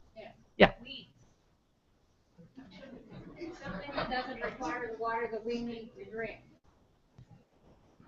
Go ahead, sir. I'd like to Yes. comment a little further on that development. As we recently did a landscaping inspection there, and all of their plantings at that site are water-wise. They also are very forward-thinking and have very little lawn there as well. It's open to the public. Anybody can drive through there and have a good look, and what you'll see is a really smart design. These designs are coming in from landscape architects, and I've been, looking for years and years at these designs, and they're very intuitive. They're very aware that water-wise plantings are the way to go in this area. Which is why they're all blacktop. If you see the blacktop around there, nothing for the water to soak into. We have someone with the microphone here for our next question. Please go, sir. Yes, can I ask a question? It's with reference to marijuana grow-ups, and I know we're entertaining the applications for more of these operations, and including having them possibly sited in the agricultural land reserve. It's my understanding that marijuana grow-ups are very heavy users of water, and in which case they would be potentially competing with agricultural operations in the land reserve. And I'm wondering whether this has been considered at all in the decisions regarding licensing these operations. Thanks. There is a public hearing on the medical marijuana zoning for it, to medical marijuana that's licensed producers. There will be a public hearing in the first week of September, I believe, so I invite everyone to come out to that. It's my understanding that when a lot of people were doing their own homegrown, they used hydroponics. Most of the facilities that I have seen photographs of, and I've been looking at a few of them across North America, they're growing their plants in pots.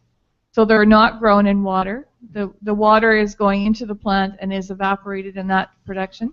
They will also, as a commercial business, be licensed, and they will also have a business license and a commercial water use, just like a car wash does and a hairdresser, that sort of thing. They do have a certain amount of water that they're using, like ConAg uses a lot of water because they're washing all of their stone and all of their gravel. So that's the kind of thing that you can see happening, but they'll obviously be paying for it through a commercial water license. I can just read that so anybody doesn't get the wrong idea. My name is Travis Anderson, and I'm the maintenance superintendent at ConAg, and I just wanted everybody here to know that as an operation, when we moved to stage 2 water restrictions, we've actually stopped taking water from the FCRD. So right now we're recycling our own water and taking a little bit of water from our wells. But we've been working very closely with the SCRD and initiating our own water conservation measures. But just it's important everybody knows that we are actually not taking any water right now and have not been since we moved past stage 1 restrictions.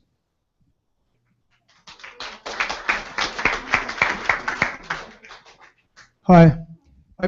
There's a couple of things that Mr. Shoji didn't talk about when he was talking from the regional district perspective that maybe the District of Sechelt can do something about. One of them is the suggestion that's been put forward by the Sunshine Coast Conservation Association for the subsidizing of backyard water catchment systems. 2,000-gallon tanks on people's property could provide tremendous opportunity for people to be able to continue watering their gardens at times like we have now. And the regional district hasn't done anything about it, and I'd like to know whether or not the Sechelt would be interested in pursuing that. That's my first point. My second, I'll sit down in a second. The town of Gibson's spent a fair bit of money, chump change in comparison to what we're talking about here, but spent a fair bit of money analyzing their aquifer. And they discovered that they can provide water for 10,000 residents in Gibson's. Right next door to Gibson's is the West Howe Sound aquifer, which is also apparently quite a rich one, but that hasn't been studied by the regional district.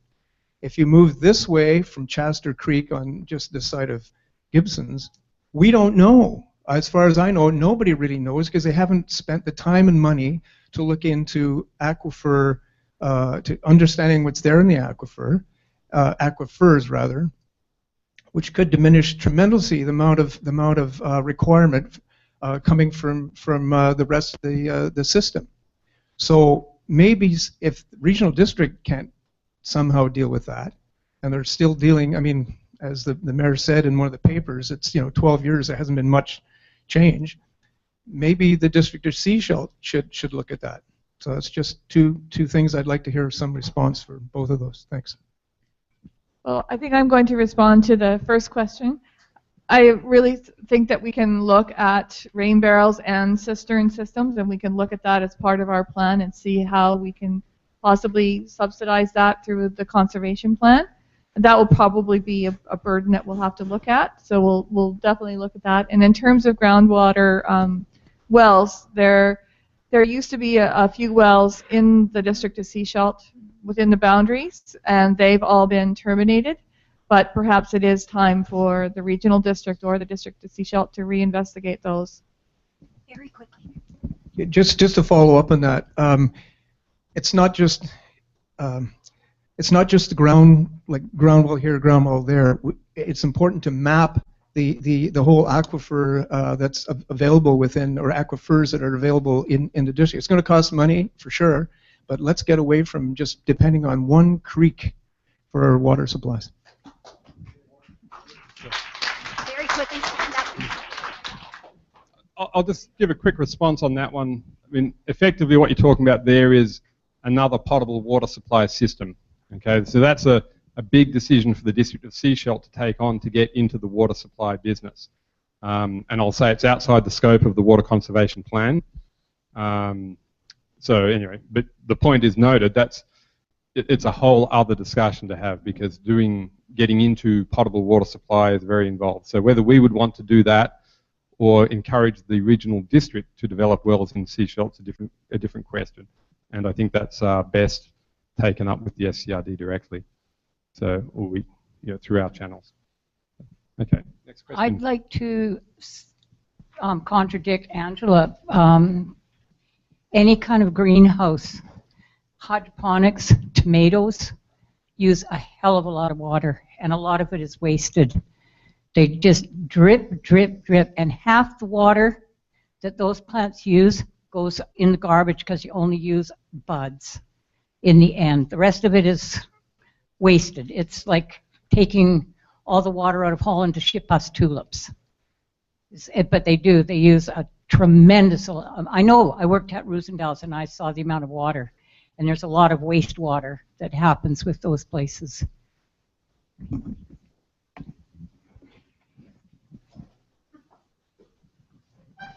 Quickly, sir.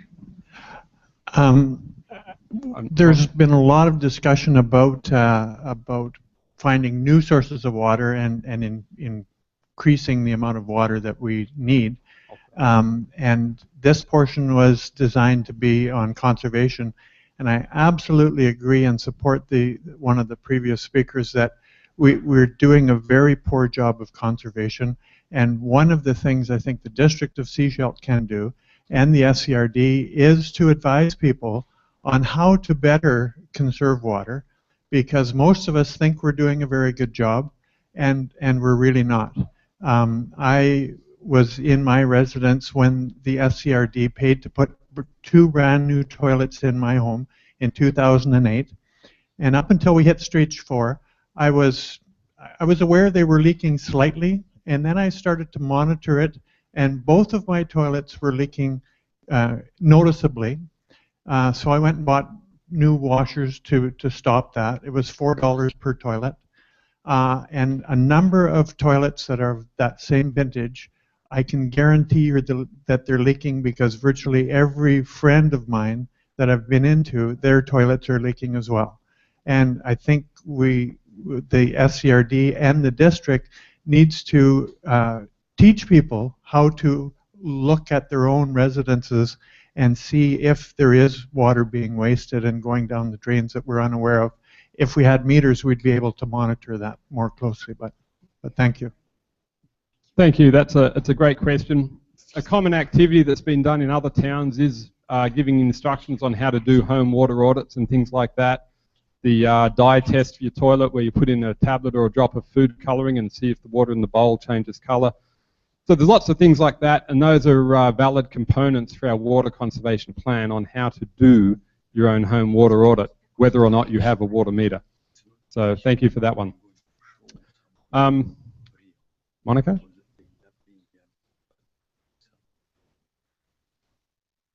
Can we bring up that one, please? Oh, just while you bring that, one more question here. I just wanted to encourage everyone to look up not the city, the district of Nanaimo webpage and have a look what they're doing. It is just amazing, the programs they have out there. And what I really like about it is they have a very positive attitude about it. So they're encouraging people to nominate each other instead of spying on your neighbor and seeing if he's doing something wrong. And so they have a whole...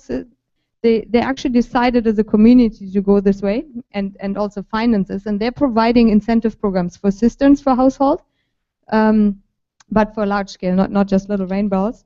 And they have a whole setup of programs that they offer to the public, like how to maintain your well, how to maintain your cistern, how to install it, and how to become actually really knowledgeable about this. So if you want to look up the Nanaimo, because I think it's also I think it's a responsibility of our governments, for sure, to look into this and provide us this water, but I think it's also the responsibility of us all to just inform ourselves and look and see what we can do. Like, we bought 2 cisterns right away.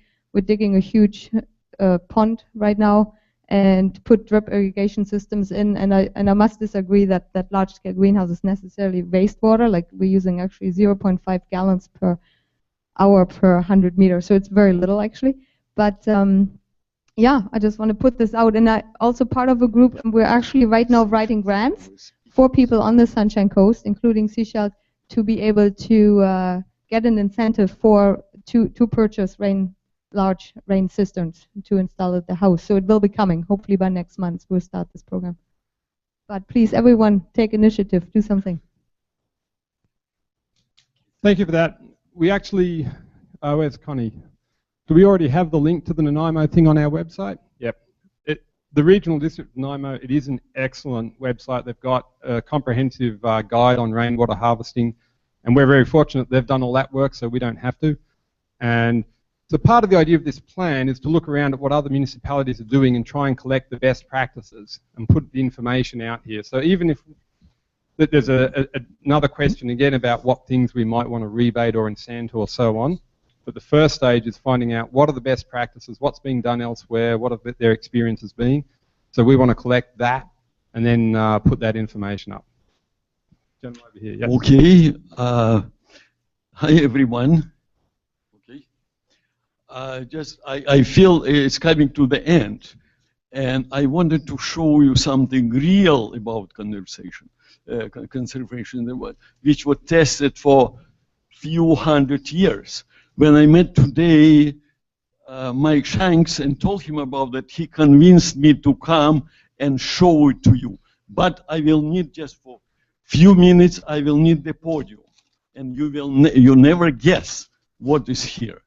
May I come there? Thank you.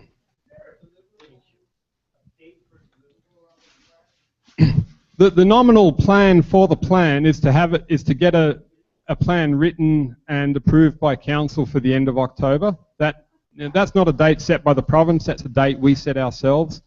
And if we find it takes longer, then we can take longer. And I should also add, the first version of the plan isn't the only thing. Like any of these other plans, they're a living document that get reviewed and updated. I think it's important that we actually get started. Yes, this man is an engineer. Okay, I don't know if I need this. Use the mic. Use the mic. No, you need a mic? Okay. This was from many thousand Russian villages used in Russia for few hundred years. And people there in these villages, you don't have to convince them to conserve the water. Sorry? If you, because the women there, and it was women, they were carrying their water about half a mile from the middle of the village on their shoulders, and you don't have to convince them to serve it. And that's how it works. Well, this is just the barrel. It's my friend did it for me. When I built my house and live in a shed for 6 months, that's what I used. I brought from neighbor few water. The main thing is this hole, and it's brass here, and this item which made with the same angle. So when it goes down, it's blocking the whole 100%. Now think about when you on the morning when you wash yourself, how much water you use just running down, and you just I think it's a 10% of water you use, and 90% goes down and become the gray or brown or whatever kind of water you call. So that's, I attach it to the, in my yard, I attach it to the tree and brought water there, and when I push it up, water is running, and it's just enough for me. Could you hold it just like, just enough for me to, and then it stopped right away. There is a zero now, and it was all okay. Go to sample. When I was in Russia in summer camp, with children's summer camp, that's what we used. And we were bringing kids who were on a duty this particular day. We were bringing water and fill it with this.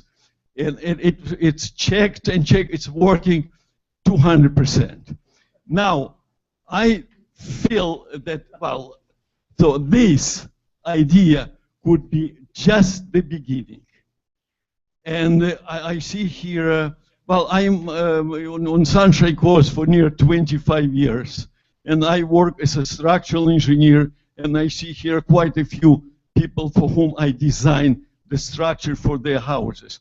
And I know it's a lot of handy men on Sunshine Coast. If we add our brain to this, I think it could come something very good, very practical, very inexpensive. That's it. Thank you. And first, I think we should learn how to conserve our speeches before we conserve our water. Thank you. Thank you, Mike.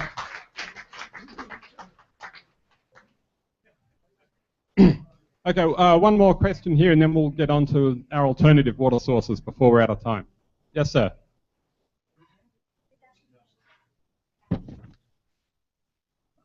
I wanted to say something about leadership, but maybe I'm a little ahead of myself. Mr. Nash, were you going to say something about where the water goes from the treatment plant? I've already answered that question, but I'll say it again. Right now, all the water from the Water Resource Centre is going out to the ocean. Yeah, I don't know if everybody really picked that up, because every time I flush the toilet or have a shower or whatever I do in my home, all that water that we've been talking about all night, instead of being recycled right now, is going back into the ocean. And any non-potable water that you are using in terms of the city is coming in from the aquifer. So you got these trucks running around with a great big tank on it saying, this is not potable water, but it's actually coming in from the resource water that is our backup system, and yet we're pouring all the water that we talk about here in terms of recyclables, we're just throwing it back into the ocean. So I wanted to say something about leadership. Now, I think we were talking about what people have to do. You know, they have to be controlled. We need meters. We need this. First of all, we need to show from the leadership of the community some real leadership. So I think my theme for tonight would be fix the leaks and see what the District of Sechelt can do, just fixing the leaks. Now, of course, the big one is what we've just been talking about, that $25 million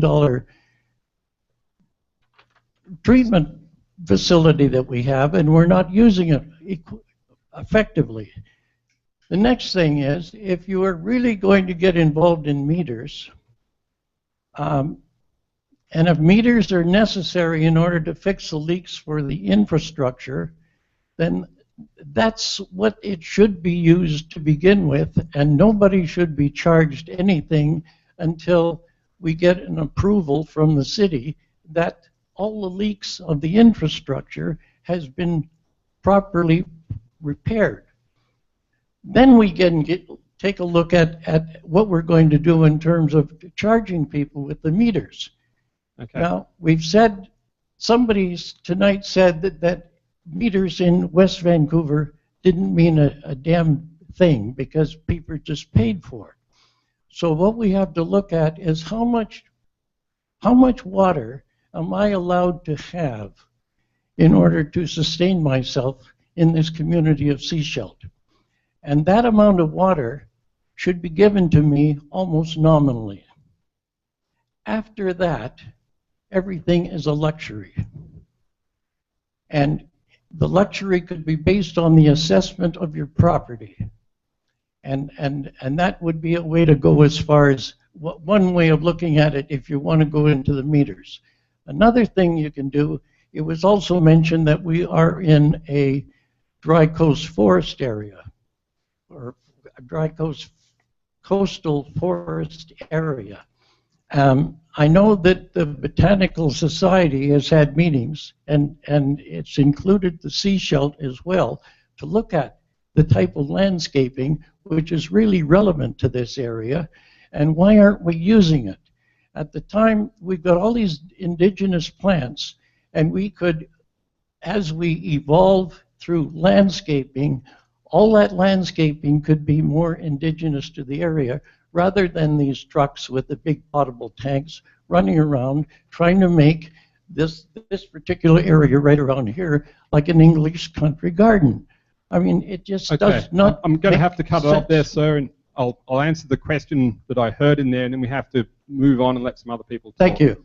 So the questions about metered water rates have to be directed to the SCRD. The District of Sechelt can't control that. It's a very good question, but it's not for me to answer that about what part might be free or what you might pay for. On the landscaping side, native plantings, Perry's already spoken to that, and we will, as part of this water conservation plan, right, we intend to gather more information and put it out there on how to do the water-wise landscaping. Not everyone is aware of it. So that will be a part of it moving forward. There certainly are a lot of very good drought-tolerant plants out there, and if you drive around town, you can actually see which ones they are. So to finish off here, I'm going to give the microphone over to Troy so that he actually gets to say something to earn his pay tonight. Alternative water sources. Right? I should call it alternative and supplementary. All the different sources of water that we could use in addition to potable water. And there's quite a few of them out there. We've had a few people talk about grey water here tonight. There's a few other options out there too. And I think actually, Troy, I'm just going to give you the mic to talk about these quickly and then take some questions on that before we wrap it up.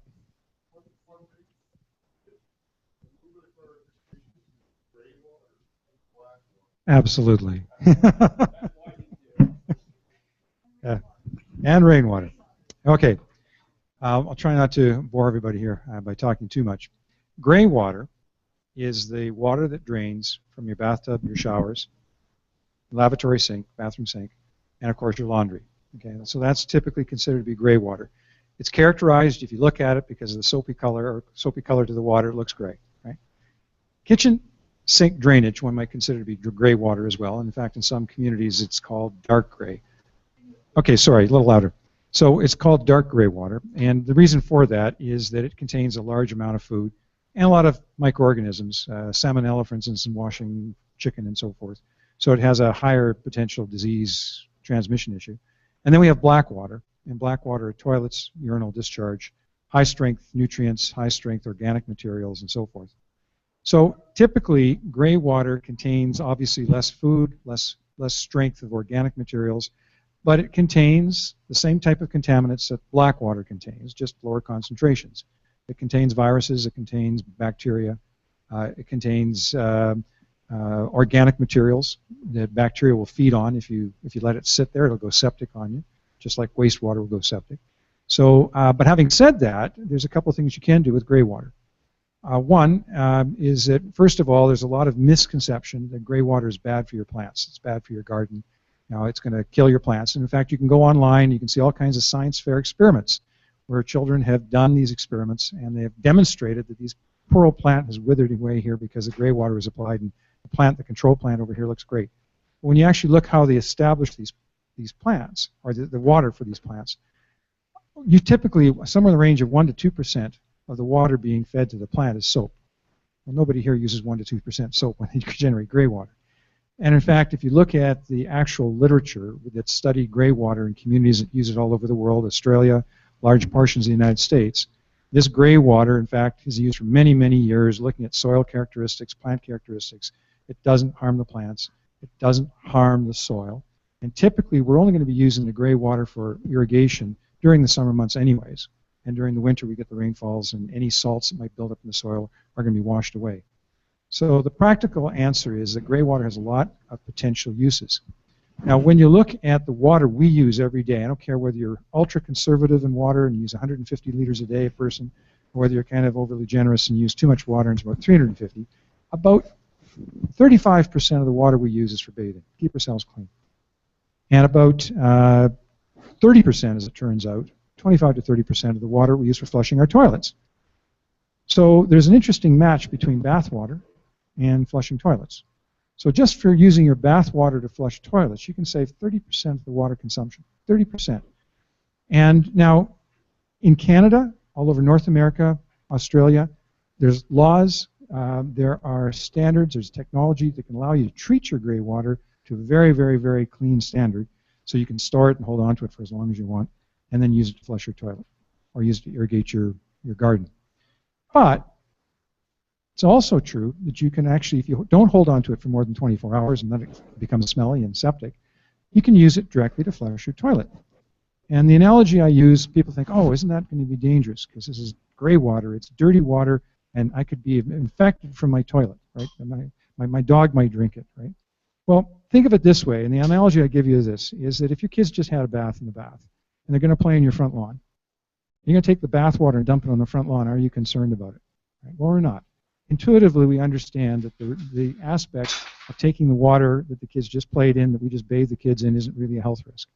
Well, using that same water to flush your toilet, what's the consequence? From a health perspective, none. It's insignificant. There is a consequence that you might have to scrub your toilet bowl more often because you've got more organic materials in there. Bacteria are going to feed on the organic materials. And guess what? You're going to have to open the back of your toilet once in a while and brush out the back of the toilet to make sure that bacteria aren't growing inside the back of your toilet either. But the point is, cleaning out once or twice a year is the only consequence. The value is you save a lot of money very inexpensively, and there's technologies available that can do that. On the screen we had here was some other sources of water.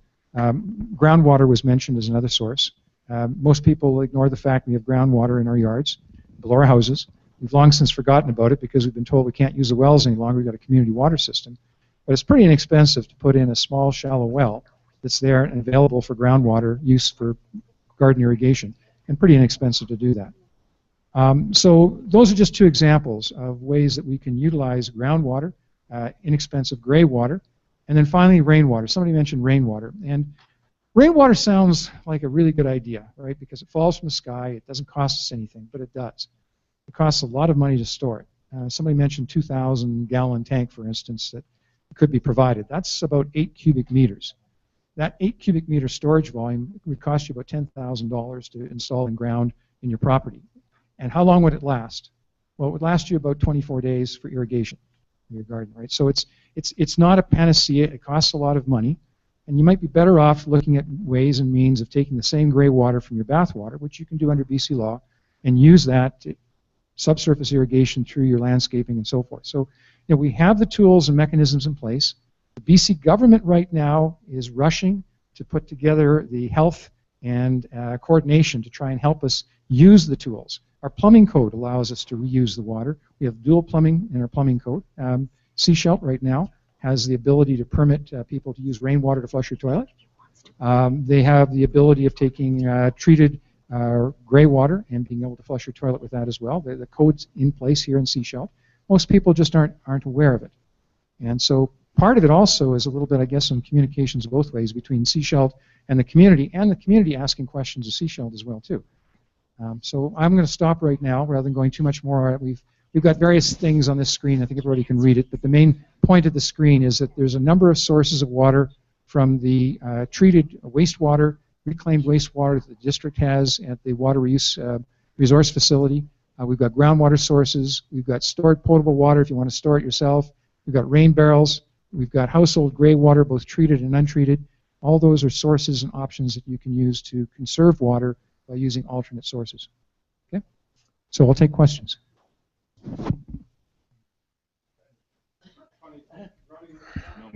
Go ahead. Questions or comments? Oh, sorry. Jason Hertz. I reject a bit the $10,000. It's about $1,200 to get a tank delivered from GBS, 2,000 gallons. I'll happily dig it into your ground for less than a day's work with a little excavator. And there could be plumbing. I just put my own in. It'll be operating on a solar pump. It'll be supplying my greenhouse and my garden, hopefully. That's the intention. I'd also like to mention that in Australia, I visited a household, brand new household, about 2 years old, and they actually were utilizing their black water for irrigating their orchard. Subterranean, granted, underneath the ground. Simple humus tank with worms. Worked great. Pumped it up to the orchard, and he had his fruit trees watered with it. So even black water can be utilized, and we can head in that direction. So there's lots of opportunities to do things with both gray and black. And I'm interested to hear that Sechelt does have or has made it available that we can put gray water flushing in. I was not aware of that fact. That the code allows for it, because in my opinion, the BC Building Code is giving us a whole lot of roadblocks on utilizing alternative water sources at this point. Yeah, and the point I was trying to make, and I do acknowledge when I said $10,000, you're absolutely correct. There are some inexpensive ways of getting storage, and one of them, for instance, is the totes that Sechelt currently uses at the treatment plant. Those totes get brought in by all kinds of commercial operations. They have about a cubic meter of water, so about 260 gallons of water, 300 gallons in some range. And those you can pick up for about $35 to $100 a piece. So there are inexpensive ways of storing water. My point was, though, that collecting rainwater is a relatively limited, it's limited to how much you can store and where you can store it, that's all. In terms of gray water in Sechelt, my point was that the plumbing code in Sechelt allows for non-potable water use within the home as part of the plumbing code. So there are mechanisms within the plumbing code in Sechelt to be able to adapt that. So that was the point. Just make one very quick addition to that statement. There's a reason why I've got it in capital letters up there. You do need to get a plumbing permit if you're going to plumb any non-potable water into the house. Right? So just You can't just go and do it yourself tomorrow. The system actually has to be designed and permitted. And the same thing with the gray water that goes up to your plants in your orchard, that also would have to be permitted as well. Okay, go ahead. Can be done. We collected 200 liters of water with the rain that fell in July. We've been storing it, and then we've been adding gray water to it. You've said that it's only good for 24 hours, but we've added a little bit of bleach to it, which is essentially chlorine. Is that acceptable? And if so, what are the proportions? Well, it all depends upon the nature of the gray water and how dirty the water is. Essentially what you're suggesting is by putting chlorine in, which is a toxin for the bacteria, you inhibit the growth of bacteria, and if the bacteria don't grow, the water's not going to smell. Similarly, another thing you indicated was you had rainwater, I think, and you added gray water to it. So you're diluting the food that's in the gray water that you're adding to the water. So once again, it'll take longer for bacteria to start to grow. And if they do grow, if you've diluted it, you get more oxygen from the air, and so you might not ever get a smell in terms of storage. The rule of 24 hours is just taking the bath water or your laundry water directly, and you hold on to it in a tank. You'll see within 48 hours it's going to start to smell quite badly. And so the general rule in communities, particularly in Arizona, New Mexico, and so forth, that allow people to take the bath water and directly put it into their landscaping, into the gardens, is they want it to go directly out into the landscape. But when it's not done that way, you have a maximum 24 hours retention time, and that's all that's permitted. Sorry, go ahead. Yes, I'm just trying to get a sense of how the mechanics of making some of these things work, you know. It seems to me there's plumbing involved, and you're going to have to rip open your walls and restructure your house and get all the permits and go all through the rigmarole. So there's not a short-term solution for anybody, and the economics of it for a private house are, you know, do you have any numbers for us on that? Sure. Just as an example, Nanaimo was mentioned as a good case study, you know, in terms of a community that's being very progressive. There's a company in Nanaimo, I'm going to even try and pronounce the name, it's IDUS. They have a product called a conserve pump, and the conserve pump essentially is a very smart pump. What it's designed to do is in a crawl space or in a basement, it captures your bath water into a polyethylene container. It has a smart pump that then monitors your flushing on the toilet, and basically they plumb back up through the wall to the toilet, directly to the toilet with the gray water, in this case, and they then, when your toilet flushes, the pump turns on, comes back and fills the back of your toilet tank with gray water. And if you run out of gray water, because you don't bath very often, but you flush the toilet more often, it actually has a smart valve that drops water into the tank, limited amount, to be able to flush the toilet with fresh water then as well. This cost is about, if I'm not mistaken, it's about $1,000 for the hardware and everything else. You have a plumber has to install it. Nanaimo has it within their plumbing code to use it. City of Guelph, Ontario, has the same codes in place to do that. Payback is about 3 years based on metering water rates in those communities. So it's, you know, it's relatively economical. It's not treating the wastewater. There are other ways of treating water and using it for other purposes. But this is, again, bathtub to toilet logic. So.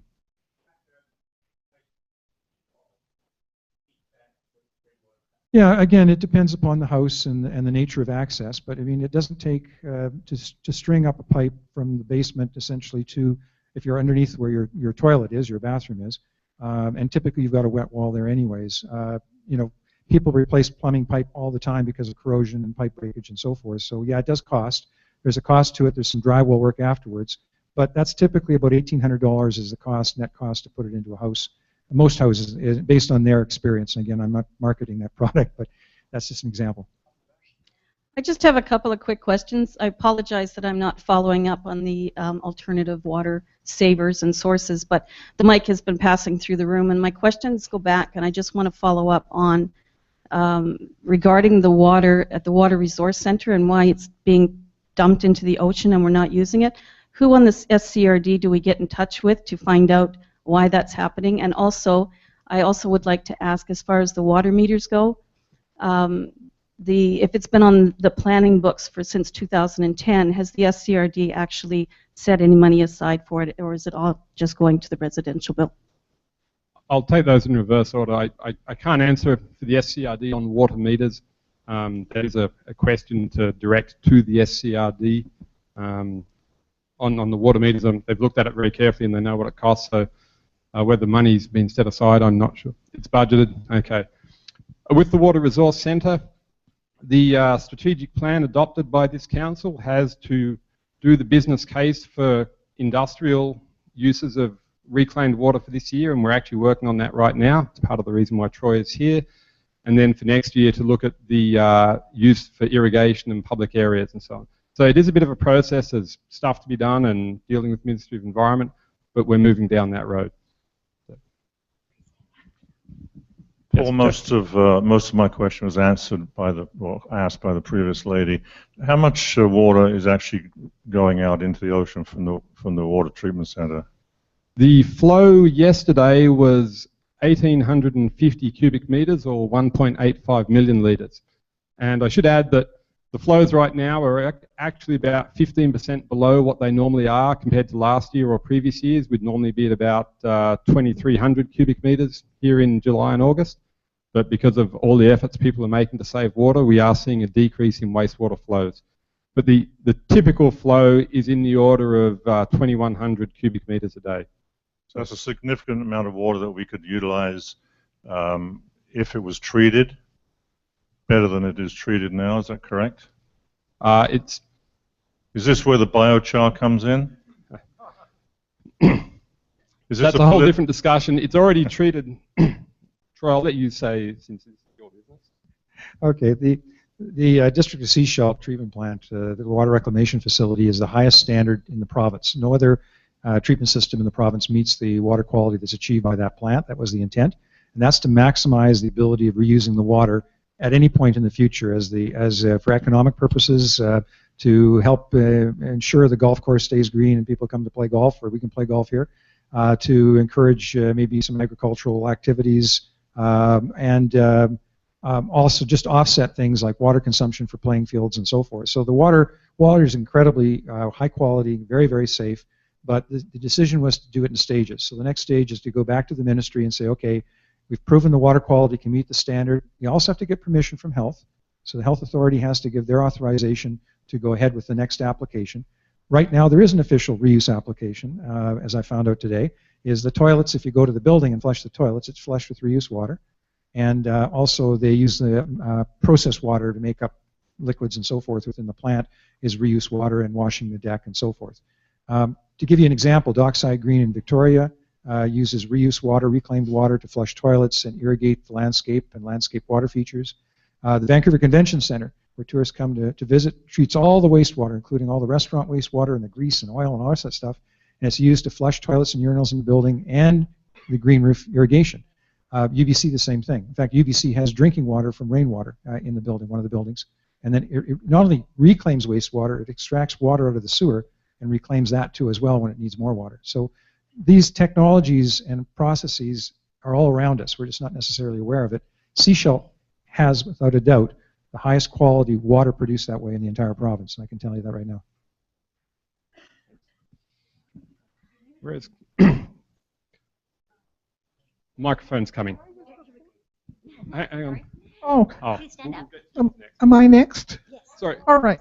Excuse me. Yeah. I just want to say, before I came here tonight, I took the hose. I watered my backyard. I watered my vegetable garden, the vegetables that are left. I watered the tomato house. I watered my rose bushes and the fruit trees. I did an awful lot of watering. The water came from the bathtub in my husband's bathroom, and it came via a submersible pump. Now, if this is against the law, you can come and arrest us tomorrow. If this is dangerous, we have been doing this for 8 years. You see, 8 years ago when we moved here and looked at all that water and he bought the pump, no one told us what we were doing was wrong. Nobody told us it was dangerous, and we are feeling well and we're alive. You can get a submersible pump, I think at Canadian Tire or a GBS. It's very easy to use, and it's an incredible way of using gray water. And I should tell you that nobody peed in the bathtub. Thank you. Connie, the lady up the front here, please. Then we have, we'll take one more and then we'll wrap it up. Could I just know what water is keeping the golf course green now? The the Sechelt Golf Course, Blue Ocean Country Club. Right now, it's not actually that green. If you go up there, their fairways are pretty brown. They have a reservoir there that they fill in the winter, and they use that to irrigate their tee boxes and greens. And that reservoir is pretty empty. I think they're actually taking water out of their own the ponds that are on the water course, the golf course itself. So it's not SCRD water, if that's what you're getting at. They haven't actually used any of that for years. So, but most of the course right now is unirrigated because they simply do not have the water. So we had, was there one more? Sorry, Connie. I just have one comment. You're talking about gray water in houses and converting. It's all very good, but you're playing with dynamite, you know. You could kill a lot of people real quick, and you got to have it done properly. And that system has to be inspected every year. That backwater valve has to be checked every year by a qualified person. So it's not just you put it in and forget about it. You know, don't think that it's going to happen in houses, because people won't get those things done, and you'll be killing people. Well, there isn't a question there, but there certainly are rules to be followed, and that's part of the thing of permitting the systems, is the owners have a responsibility to follow the rules. So that's, yeah, if we're going to include that as part of our plan, that has to be part of it. So thank you. One last one, front corner here. Yep.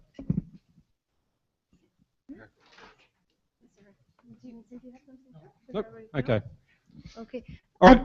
I just want to quickly ask the 24-hour what that meant with the rainwater storage tanks, what you had? No bath water or laundry water, if left over 24 hours, will start to become smelly. Yes, bacteria will grow in it, yeah. Okay, because you said the rainwater harvesting system isn't efficient enough because it's not enough storage. No, I was suggesting that rainwater harvesting is affected by economics of storage. And so it can be quite expensive if you're not creative in coming up with less costly storage, yes. Okay, I just put the same tank in the 2,000 imperial gallons in this polyethylene tanks. And I just did a calculation after midnight, so I might be wrong yesterday. I was very proud of it, actually, because I calculated all my sprinklers, my micro sprinklers and drip irrigation I have on my 3-acre farm. And it came up to 100 of them, and they all use 0.5 gallons per hour. Yeah, and if I let it run every 2 days, or say every 3 days for 2 hours, I came up, this tank would last me for 2 months for my farm, for outdoor watering, just to let you know. I thought that was quite impressive, actually.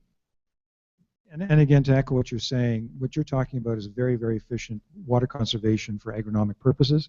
Out of Israel, for instance, the Israeli technologies of Israel on drip irrigation are phenomenal as well. So there's many different countries and lots of different technologies that can be very miserly and use water specifically for the benefit of the plant. So what I'm talking about, though, is more average water use practices, that's all. Okay, we'll wrap it up here. I'll give it back over to the Mayor for a few final words. The next session that we'll have on this is, where's Connie? The 15th? 15th of September, we'll be doing another meeting on the Water Conservation Plan, so stay tuned for that. Thank you very much, Paul, and thank you very much for you being here and your patience for what turned into a long evening. I want to follow up on the comment here at the beginning, because Vancouver, when I was listening to Troy, Vancouver Coastal Health has a more nuanced view on grey water than what Troy and Sandy were saying. So take that fully into account. Paul Mardiquet would not say, as much as it makes sense that your child just bathed in the water and you put it on your front lawn, Paul Mardiquet would disagree with that. And that's part of the difficulty in getting the right information out to people, and how careful we need to be, even though it's water that you're quite familiar with and you think that it's there. So, and the other issue about grey water, it simply isn't what it was 20 years ago or 30 years ago or 40 years ago. Most of the detergents you use now are poisonous oil products with small plastic beads in them, and they're simply not soap. So you want to think that one through and be cautious as opposed to careless. It can be used, but you want to be cautious. Now, they might. Next steps, there is additional input at Info Sechelt or via Twitter or HTO Sechelt. We do have a public tour day finally. After I don't know how many months, the Sechelt Water Resource Center has passed all its building codes. It's going to be open for occupancy, therefore for the public, so we can have people come through and take a look at that. That'll be either the 12th or the 19th, one of the Saturdays in September. Public engagement session was just mentioned, September 15th, which will be on water conservation. We'll have a draft plan then, or parts of a draft that we can bring forward. So thank you for all of your suggestions, for your ideas, and for the patience here, and also for staying for the second half. I know that the supply issue was really the hot issue in town, and we needed people to have a chance to deal with that before they'd even start thinking about conservation. So have a good night, safe drive home, and not a public hearing, a public engagement, another session like this, public information. Thank you to staff, especially the communications people. Appreciate it.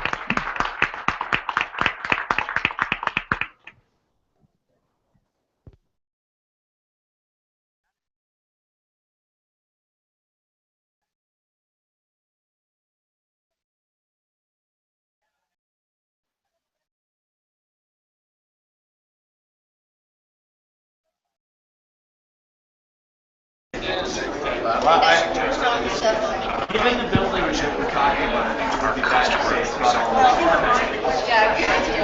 Nobody will hear it anyway.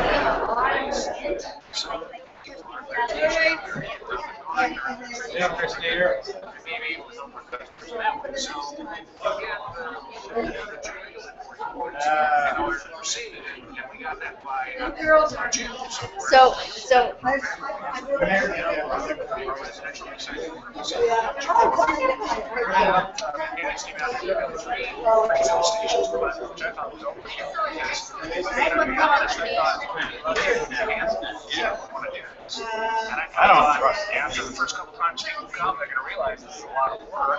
I don't want to do this anymore, and then they'll quit. But the program kind of went the opposite way. You know, we started out with 30 people who were interested, you know, and here we are about 2 months later, and we're at almost 100 people that are signed up, and in a typical day, we'll have 150 people come and get water. So the system, I should say the program is just, you know, way beyond what any of us ever expected. So it's been very successful. So we have expanded. Gosh, I think 3 or 4 times now. We're currently up to 8 fill stations. We have a Facebook page, and it's very popular where the customers are sharing ideas about where to take. Some customers come in, they get training from our attendant. Well, I turned.